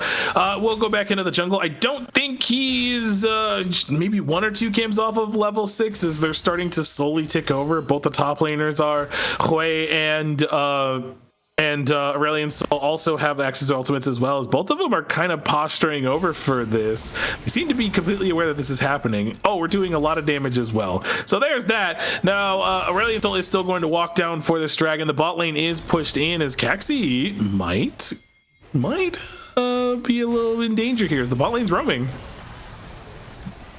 No, I've never seen a Skarner be more out than that. But it looks like the Scuttle Crab will be the sacrifice that Caxi has for that. Also losing Drake Prio. I don't think Dorado can. I was gonna say I don't think. Sorry, XSV Cornn can contest this like Drake if Dorado were to go for it, but it doesn't look like they're going for it. So. Monoxia, same of the same. Wait, Levantine flashed, empowered Q.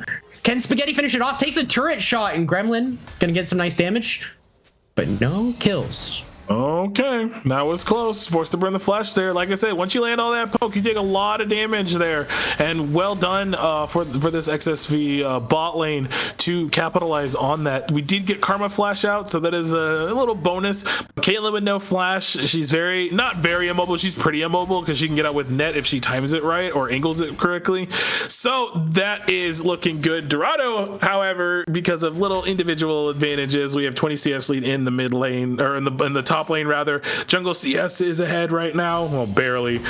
Mid lane CS is ahead, and that is where this little mini gold lead is coming from. Caitlyn is behind though. She just lost a lot of that wave, I believe, that was pushed in. Should catch up on this next wave. So the game is looking pretty good still for both of these teams. Just kind of depends on where this first like major trigger pull is going to come, because we do have the first dragon available, so there's still plenty of time for either of these teams to kind of like get a little farming going, you know, kind of start angling towards that way, because this bot lane is going to be shoved in for the side of Cornn. We have Dorado getting this advantage, and maybe Mundo now comes down after these camps. Oh man, these teams farming? DBZ, calm down. I would never do such a thing. Well, I think whichever last series that I watched, they just kept fighting. But Caitlyn has no flash, and they're going for this. Okay, nice disengage, but Gremlin still might be in trouble. Does have the flash, but might not even have the opportunity to use it. Doesn't even use it because it knows it's Skarner. What the? Wait, hold on. What's going on here? Stubby is just in trouble, and a spot is beating the dickens out of him. The grab misses, but it doesn't even matter. Spada walks through the turret, is able to finish off Stubby. Good job. Okay. So a nice little 1-for-1 at the end of that hold, Tate. We do lose the Caitlyn because she had the flash that she burned from earlier. However, we have a Shreed on the other side of the map. That is the Mordekaiser getting a kill. Mundo does not walk into this, does he? Oh, he does walk into this. Hold on. Yeah, I guess he does. Oh, it was Bart that died earlier. Just kidding. But that is almost a dead Karma. Wowie, wow. And it looks like that... Misfortune should get on out of here, but they want to look for this. Don't know if they necessarily need to. They're kind of over chasing right now, so they should just go ahead and back off. And I misspoke. It was Bard that died. They wanted to capitalize on Caitlyn having no flash, but they ended up getting the Bard instead, and he saved his flash. So Monoxia doesn't die, is going to capitalize on some of this gold that's standing right here on the map, get both of these tower plates, so the gold lead is going to be nice and even. Caxi did lose the Krugs, but is going to be able to get their red buff, and Mundo will be back on the map. So overall, at the end of the day, ends up being a positive play for XSV Cornn because they got the dragon. DBZ, look what's on the Misfortune. Okay, once we go back from the goal. Oh, that's a hubris. Okay. The hubris to go hubris first item on a Misfortune. We're going to lethality Misfortune. I don't know if I like it that much because we have Mundo and Mordekaiser on the other side. But here's the thing, like when you go lethality, you're kind of saying to your opponent, I dare you to build armor. But if they build armor, then this Aurelion Sol is going to shred the heck out of the team of Dorado Gaming Sigma. So I think I think this is I hope this is calculated, and actually we have the Impale coming through. Gremlin is just gonna have to get out of there. He does use the flash. Grubs are still being taken, but this might turn into a risky scenario for Dorado Gaming Sigma. Oh boy. Magical Journey is coming through, and this is just so difficult. You have the Spiraling Despair that's going to do a lot of damage. The Death Realm coming out for Espada, but is not able to finish it off, and Espada is gonna eventually die. Set Yuki. So it's Grubs for a kill trade. Yep, Grubs for a kill trade. Lots of summoners burned as well. Well, we're leaving this Caitlyn alone, which is kind of what I'm curious about. She's able just to get some more gold down here. The Misfortune did roam up for that play, and Espada was just in the death realm by himself. Was not able to get out of that play. Everyone else was able to. So overall, I mean, I think this is not a bad trade for... Oh, hold on a second. That's a lot of damage. The Hubris is activated. Oh no, Spaghetti, you gotta be careful. Oh. But bullet time is used. Oh my god. So low. Levantine has to run away. Be careful. Be careful, Spaghetti. No ace in the hole, though. No ace in the hole, though. We used it at point blank range, and then Karma got there in time just to save them from the kill. Oh no, do we do the thing? Oh, okay, we don't do the thing. That was really close. But Monoxia, again, was down here just by themselves, just able to farm it out, and well, we had the whole squad coming down. Wow. But neither carry picks up a kill at the end of the day.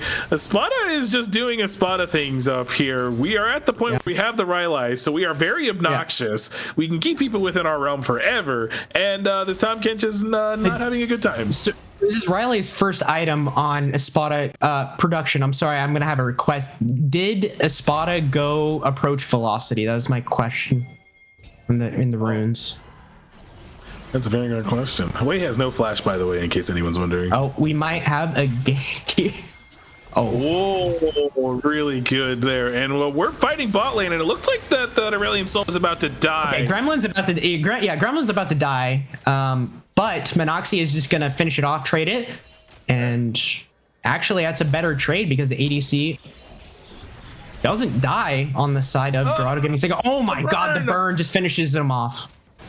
Okay, Dorado, we are coming alive now. We are getting individual advantages. First tower has fallen in the bottom lane, but that was the penalty of leaving that Caitlyn alone. She was just able to get that. That was actually super unlucky because I think it was like right on the edge, like the lower right edge of that ability. So ends up going down to that burn. Really good there. Okay, is this approach velocity? Resolve second on the tree. No approach velocity because that's sort of like a tech you can do. You go Riley's first item, get approach velocity, and then you just always can outrun your opponent. But I mean, still going Riley's first item, it feels so terrible to play against. It really does. It's not fun to play against. I can't confirm. So, really good moves here from Dorado. We're dodging out of ganks. Kleos there surviving that mid lane gank from earlier and just pumped out the damage on the set. Yuki just got absolutely like destroyed by the Hui combo, and then falling there at the end to the burn. And then you have first tower falling in the bot lane. Just that is a lot of gold into this Caitlyn who's ahead. Yes, Misfortune is building lethality, so she'll have more items. The problem is she'll stop scaling, and Caitlyn will keep scaling. So there's things that we're gonna have to look forward to, or look towards rather, going into this mid to late game as the dragon is falling. They had first access, so that is theirs, and now that just leaves this next objective, which will be the Rift Herald. Yeah. So I don't know what Aurelian Soul usually builds, but I don't know. Okay, we have the Realm of Death being used, but Caxi I think is fine. I'm getting poked out, but. Do you not go Rod of Aegis here as Aurelian Soul if you're trying to go for the late game scaling? No, Rylai's is fine, I think. I think Rylai's into Leandry's, I think, is what I've seen. I've seen a few iterations of the build. I have seen Roa, like you mentioned, but usually it's Roa first. But there's a lot of shred damage opportunity that this Aurelian Soul is going to have, because when his little fire spit gets to a point to where he's doing like way more % damage, you come with the and the Blackfire, it just makes more sense to go that route. It's very strong. Aurelian Soul is an obnoxious champion in the later stages of the game. I saw one overturn and carry a game completely in LEC. I think it was last week or something, week or two ago, I believe it was. I can't remember which team played it, but they made it to 45 minutes and they won that game. So there's still an avenue here if XSV can hold. They're just falling further and further behind as they're 3,000 gold up, and another tower has just fallen. Yeah, about 3,500 now. XSV Cornn able to pick up the Rift Herald though, so might be able to recoup some gold from that. Levantine and Caxi, the dangerous duo, just clearing out some vision, but not really going to be able to find much. Yes, this bot turret fell, but maybe that is exactly what Sit Yuki wanted. And look what we have. We have the big ult. We have the big guy. We have the mega ult. Cool. We have the Skies Descend. Mm-hmm. Yeah. Six Targon. That was a TFT joke. Oh, okay, never mind. It was a that's why I didn't get it. I was like, what are you talking about? What? It was just a stupid joke, but anyway. Okay. Fair enough. I respect that. Here we are. But speaking of respect, you always gotta respect that mega ult, the Skies Descend. Yeah, that's something that Dorado are going to have to be wary of, especially because we are gearing for what I assume is going to be a Rift Herald fight here in a moment. We have a lot of movement on this top side of the map. Diving atop Kench is not easy, but I think they could do it because it looks like Espada's trying to shove this in, and they do want this tower. They want to break this open, but this wave is basically gone. Oh, magical journey coming through. Yango's just walking up. Caxi does actually get the impale, gets pushed forward. It was a little weird interaction. Espada is going to get eaten, though. This is probably Espada being dead, flashes away. Actually, Caxi dies? And Espada lives. That Bartle is kind of nasty. Oh, man. I'm not even going to lie. That Bartle was nasty. But we are going to get some chip damage onto this tower. There's the MF ultimate. Is going to do a lot of damage to Monoxia, actually. Tom Kench is going to get, ignore a lot of this damage because that's what the champion does. But this is a losing fight for XSV Cornn. They might have to give this tower up. Oh, they're definitely going to have to give this up. Oh, Why are we staying? Yango has to be careful though. Skies Descend is coming through. Yango, okay, 2 flashes out. Maybe you say, okay, that's fine. You did have to burn the Skies Descend for that, but again, you just get it back by farming and getting stacks and stuff. So, and it also gives you stacks using it. Whoa! Spaghetti! What are we doing? That was a bold flash forward, and now Stubby is going to be in trouble. Espada using the Death Run Levantine flashes over the wall to stay away from that Mordekaiser. Espada is going to be in the middle of 4. Probably is going to die. Yes, will die. Spaghetti picks up the kill. But what was that flash in the top lane? Honestly, hashtag worth, because your Mordekaiser got caught out trying to get this Karma who flashed over the wall, and he was just in the middle of 4 people at the end of that play. So I refuse to believe that's the intention of the play. I mean, that wasn't the original intention, no, but yeah, it looks like we're going to get that mid lane play. So they originally went for the TK dive. The flash ultimate and the pullback is really good time to pull back, so Espada doesn't end up taking any tower shots. Iz gets eaten up again, but then this time flashes out, and then Caxi just got deleted. Like, there was so much damage done to him as, oh, hello, that's Monoxia's in trouble, gets slammed into the wall, immediate shutdown onto Spaghetti, the right person you want to get it on. Yangu is a Dr. Mundo. He is walking away with style, with business, and Drake is about to get up, spawn up, and this is probably going to be a Cloud Drake, a second Drake for XSV Cornn. I think you're fighting to give this up too. Yangu's going back into the jungle to farm. Just unfortunately, we're taking some damage here. Well, not much damage, I take it back. But that's just also the penalty of Monoxy being too far forward, is like you could just get collapsed on immediately and just got collapsed on by 3 people and just not able to react in time. Ended up blowing the flash and still dying anyway. So the dragon then goes over. Monoxy is just gonna have to play a little safer in these fights, knowing that possibility of that Skarner just kind of being over the wall and coming out of nowhere. You got to hug that bar just a little bit better. Really good play there for Cornn as well, but they're still behind, but that's a good start to start coming back. Still behind. I mean, but this is, again, we've seen this 4 games in a row now where XSV Cornn behind in gold, but not necessarily behind in spirit or behind in the tempo of their composition. We saw it go to full effect where it was kind of like a swing shot. You know, once that momentum got going, or it was ball rolling down a hill. Once that momentum got going, it was really great for them. So I want to see if there's what. Obviously, you see the faded ashes, or I forget what the item's called. The burn item, the burn 900 gold item on the Rolling Soul. Once that gets completed into Leandri's or Blackfire Torch, curious to see which one. It looks like with the Ruby Crystal is probably Leandri's. Yeah, but I want to see like XSV Cornn. They win one fight, and if they're able to kind of snowball their momentum again, or if Dorado Gaming Sigma is going to be able to hold on. 20 minutes in. I thought for a moment there Dorado was going to start kind of like steamrolling this game, especially when how they started playing like over the past few minutes. Now, the one thing I will say that went unfortunately wrong was them getting caught out and over chasing. I think that play from earlier is just Espada once again getting caught in between multiple members and just not able to get out and just gives over gold. That's just something that I think that they're going to need to clean up over the next few minutes. Right now we are posturing towards what we assume is a Baron threat, quote unquote. Neither of these teams are really going to do them. Caitlyn's on 2 items, but I don't really like the 2 items she's on to do them.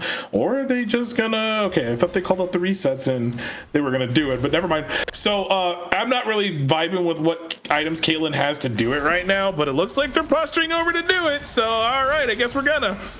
I mean, that's kind of the thing. You kind of hope that you just have enough, attack speed with like lethal tempo, or I think death realm actually being used, and the impale in return, and Caxie's actually just gonna run away. Doesn't time it properly. Actually, I can't tell what that was. I think it was just delay. Gets rooted, but either way, Caxie's dead. Stubby has to walk away, and Yangu is pushing them away from the Baron pit. And this is probably going to be a Baron pickup here for Dorado Gaming Sigma. No jungler on XSV Cornn. They're missing crucial ultimates here as well, so there's really no avenue for them to like fight this if there is a turn, but they're looking for it anyways. Oh, Levantine. Okay. Wait, Spaghetti's posturing well, and so is Set Yuki. Oh, it does get hit by that fear though. But they are pushing off Dorado Gaming Sigma. Okay. I think they just know it's like they don't do it fast enough, which was like, I don't really like them doing it without Caitlyn having rapid fire cannon.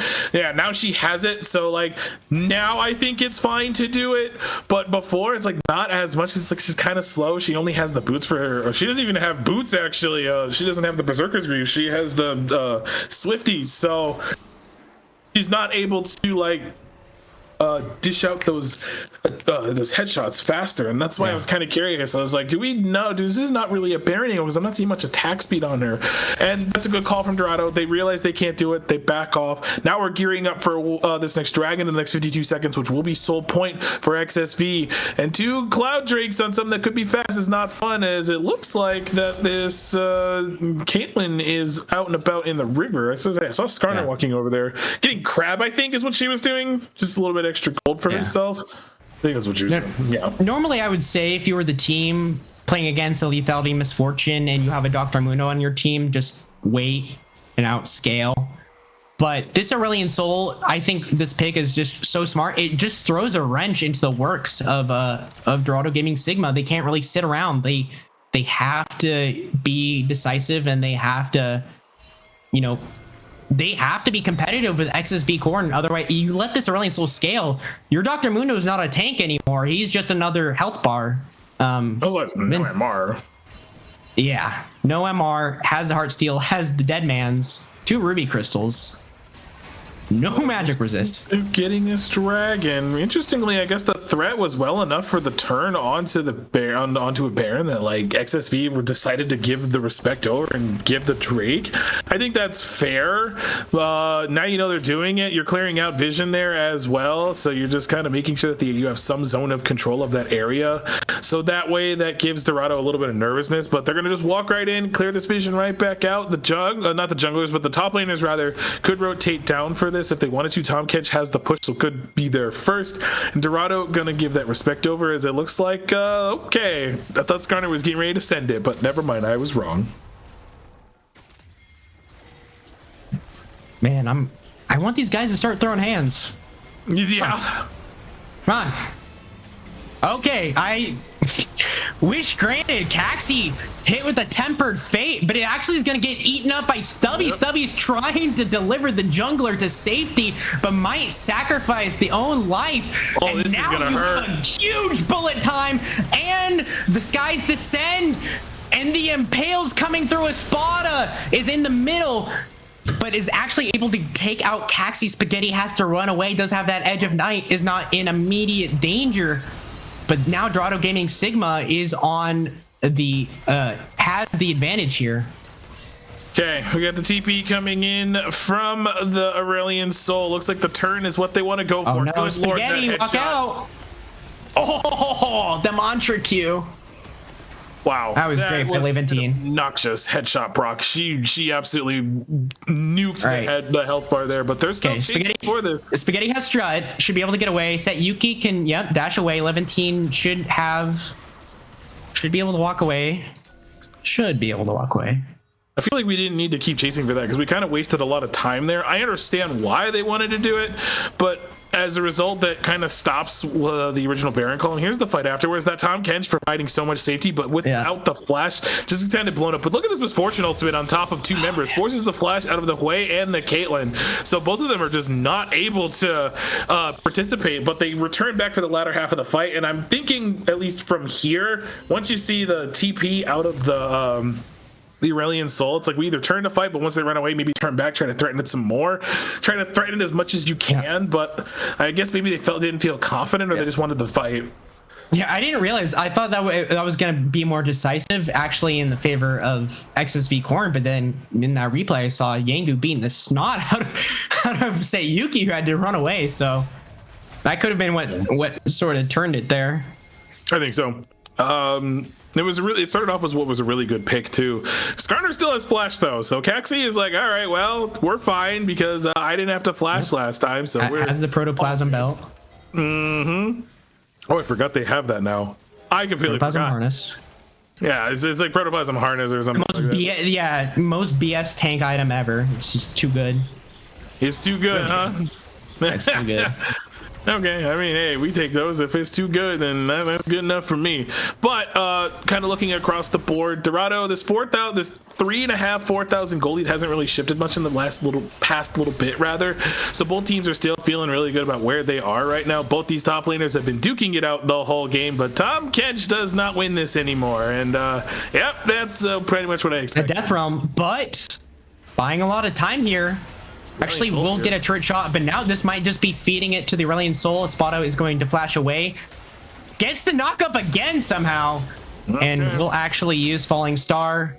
Stubby does pick up the kill, but that is the top laner down. But now, Dorado is trying to get something in return. They're starting up the Baron. This is, I believe, the third time they've done this, and their third time they're going to have to walk away with their tails in between their legs. You're just not getting through this. Oh, he has Dawn and Dusk, of course he does, but you're not getting through this Tom Kench. Unfortunately, he's just got so much beef. You don't have any pen really as well, not yet anyways, because the Landry's isn't done, or this might be, no, it would be Landry, sorry. The Landry's isn't done, so you're not doing that % health damage yet either, and this Tom Kench is just going to be obnoxious to deal with. He can also delay so much with the eat as well, but you see Dorado kind of walking here towards the bot side of the map here for this dragon. This Misfortune walking forward, funny enough, but will lose the Edge of Night Shield, so we'll have to be careful. We got a reset coming in from the Karma that was the Karma, sorry, that was canceled, so that's really crucial. There's no more wards I'm seeing on the Karma. 15 so seconds. 16 seconds, so this dragon, there is a really big risk here for Cornn. I don't think the Karma is going to be able to reset. Or is XSV Cornn trying to threaten a Baron here? Are they saying you guys can take the Baron?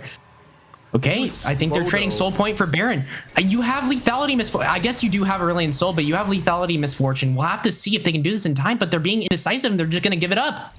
They just gave it up. The dragon is going to be taken. And Spaghetti shows they can't even do a bait. That's actually unlucky because like I saw the gameplays. I think they were nervous about them like walking up, or they wanted them to walk up. So they don't get what they want. The Tomcat just pushing on the bot side of the map. And now this gives Dorado control for themselves into this river, so they can start putting their own vision down, cutting off this access, or start the Baron for themselves, kind of like they are right now. We have this reset. I think that was just canceled, but we have a death brush right now too. Yeah, Caxi has to be careful though. But all the abilities just miss, and now you played your move, and now you can't play it again. They kind of know what's up. Sweeper comes through, around the plant, scrying plant. Wait, Yengu just got immediately evaporated by Yuki. No magic resist. Now Caxi's coming from behind. The falling star actually will not hit anybody. The bullet time will barely graze the bar, but that is Cleo's getting hit. Oh my lord. Coming through. Spaghetti's dead. Spaghetti is dead. I repeat, Spaghetti is dead, and Amanoxia is getting 2 kills. Yuki is flying away. Stubby and Espada are just duking it out, but Stubby brought his homies, and Dorado Gaming is going to get a 3 for 0. Yeah, but Noxia was just completely untouched in that fight, just able to free fire as long as they wanted to. And right here, I was like, okay, this is a really good start. Unfortunately, we miss on the Bard. We get the Bard flash. The Misfortunate misses, and from here I was like, oh crap, but the Bard ultimate right here, landing onto Caxi. Spaghetti walks too far forward and gets blown up. It's a double kill to the Caitlyn. Also picks up, I think, Tom gets to the end of that as well. So that's 3 kills that Caitlyn just got. She's sitting on a lot of gold. They're gonna get this Baron. The Skarner just spawned, so they will not be able to contest this, and Dorado is in a really good spot right now. They're up only 2,000 gold. It's gonna be more like 5,000 by the time this Baron falls, and Dorado is now in a really good position. Yeah, I mean, in a really good position. I don't want to discount XSV Cornn at much at all. Not saying that you are, because definitely this Aurelion Soul. I mean, we saw that like that Mundo's HP bar just. It was we didn't see it. It happened off screen, but that Mundo's HP bar didn't exist there for a second there. So Yuki's doing a lot of damage, has that Bloodletter's Curse, has the Leandries, is going to be a very strong Aurelion Soul. It was just sad because had the Falling Star, didn't have the Disguise Descend, and then everyone from Dorado Gaming Sigma flashed out of the ultimate. And so, Caxi. Now we're just doing things. Okay, and that was Fate misses. Okay. You don't know oh, now they know Stubby is there because they saw over the wall with the sweeper. Yeah. But this is a decent siege. This is a 4-1 setup that we got going on right now. They know that both these champs can just go over the wall. This Caitlyn is being obnoxious with her poke right now. And they should break open this tower, but they're kind of fighting right now. And good lord, Caxi. Yeah. Man.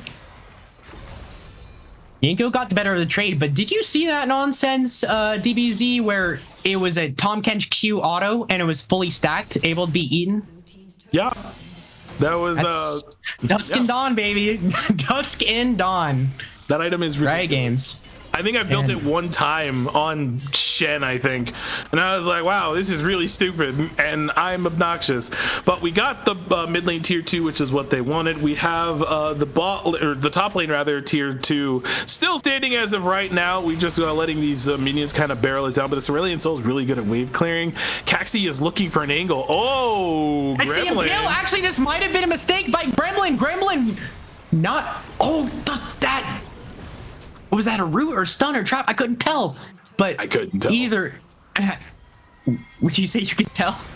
No, I couldn't tell either. Yeah, I couldn't tell. But that stops the Baron effectively. So not able to get any more off that play. The other thing they got off was the tier 2, but they do have a 44-second Dragon Soul coming their way. So they still have that in mind. Aurelion Soul has the ultimate, does have the TP as well if he wants to kind of keep on farming up towards.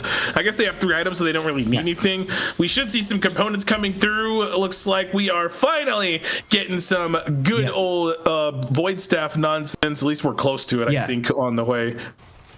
I do think this is smart idealization though by XSV Cornn. The Misfortune has the largest sort of ability range to apply this anti-heal.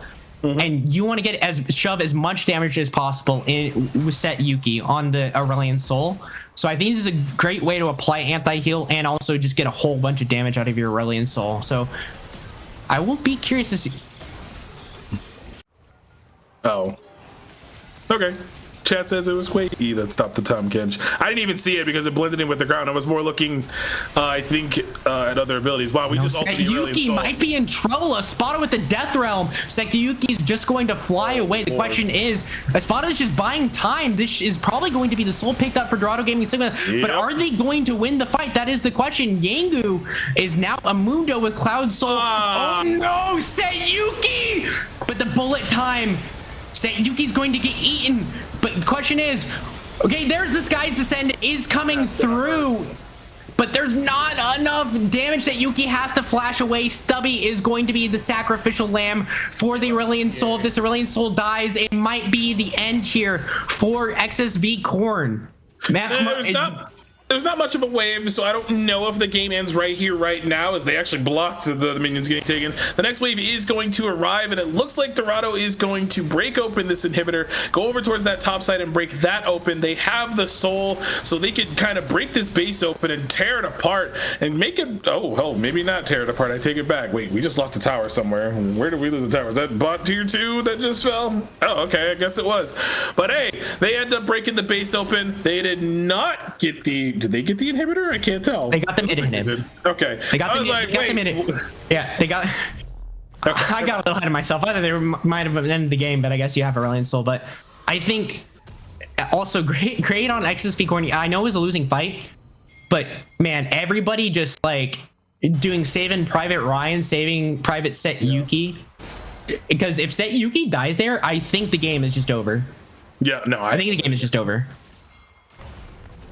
Yeah, that's kind of what I was thinking. Caxi, I don't know if he can be here. He just walked in and smited that. Okay, that's rude. Oh no, Caxi, run away. That was quite rude, but you know what? We're doing the thing. We're now flexing our muscles. We're 6,000 gold ahead. Yeah. Mid lane is pushing its way in. Top lane is not here. But Caitlyn damage is absurd. Wow. But we have bot lane currently being pushed in. Top lane, they do not have much of a wave there because it's being pushed against them. So they're going to need to go ahead and fix that wave. We do have GA on Monoxia here. So that was like another target that they can't really go for now because that's available. You really only can really ult the Bard now or the Hui, because Hui just now finishes the Void Staff and is TPing back. They're trying to get as much mid lane prio as they can for this Baron in 19 seconds because they're just at their strongest point where they know that they can just straight up win a 5v5 right now. But I do believe that Aurelion Soul had, he doesn't have the upgraded ultimate anymore. Dang it. I don't yeah, used it in last fight. Can we see how far away it is? Does it let us see that in spec? I think it does. I think if they click on him, I don't remember. We're finding out. But finding out. Maybe. All right, never mind. Don't worry about it. It's not available. Okay, this Caitlyn, almost 6 items though. That's scary. That is very scary. Yeah. Has Boots of Swiftness alongside the Cloud Soul.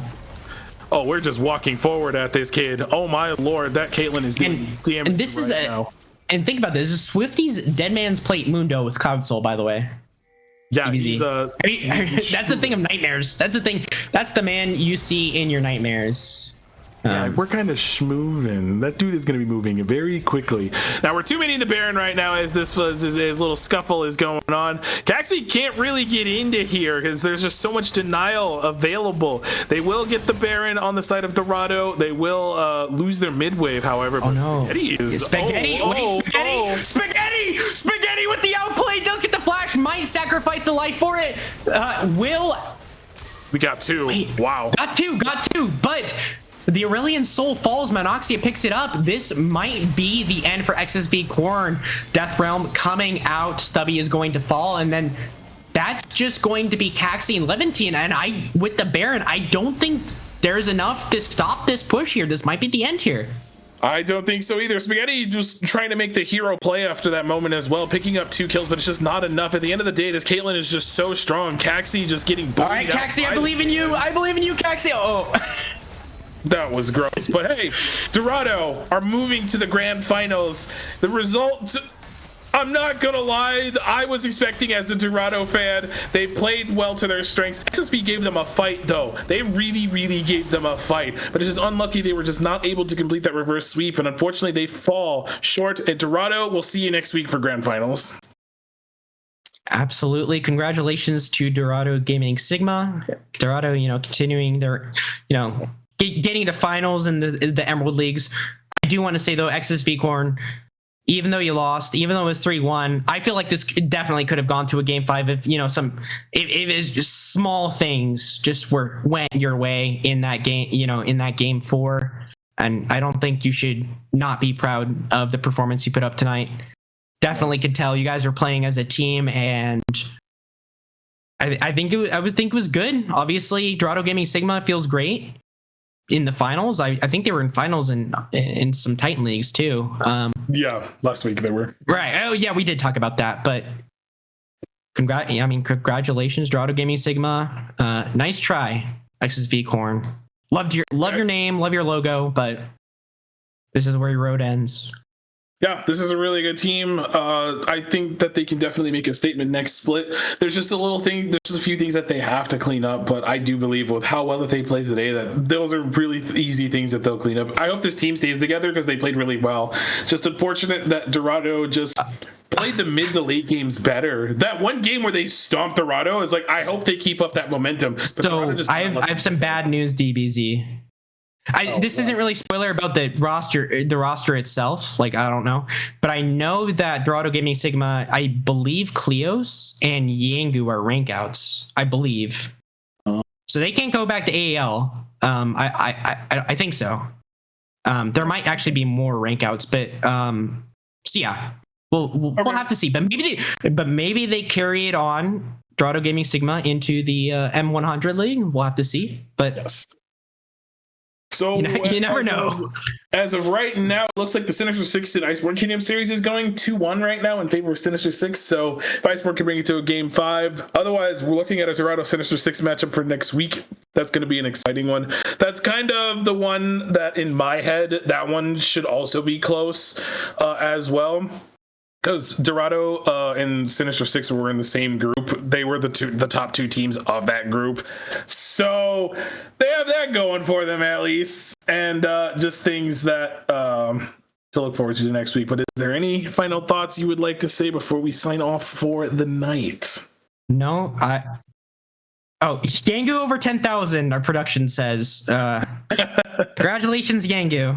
Nice. Wait, did he build? Wait, hold on. I need to go look at the build Thornmail. Yes. Yeah. Okay. Well, Bramble Vest. Bramble Vest. That's all the damage. Okay, that's where all the damage came from. Just getting hit. But I just want to say thank you, production, for producing.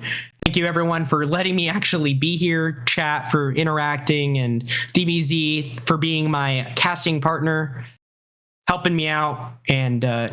I both these teams I think it was a great series to watch. But hey, that'll do it for us tonight for this edition of AEL. The semifinals are over. Next week we have the grand finals. Dorado Gaming await their opponent or the winner of Sinister 6 and Iceborne Kingdom. I've been DBZ32. That's Proton Plat Player. We've had Marcos behind the glass, and this is AEL, and we'll be back next week for finals.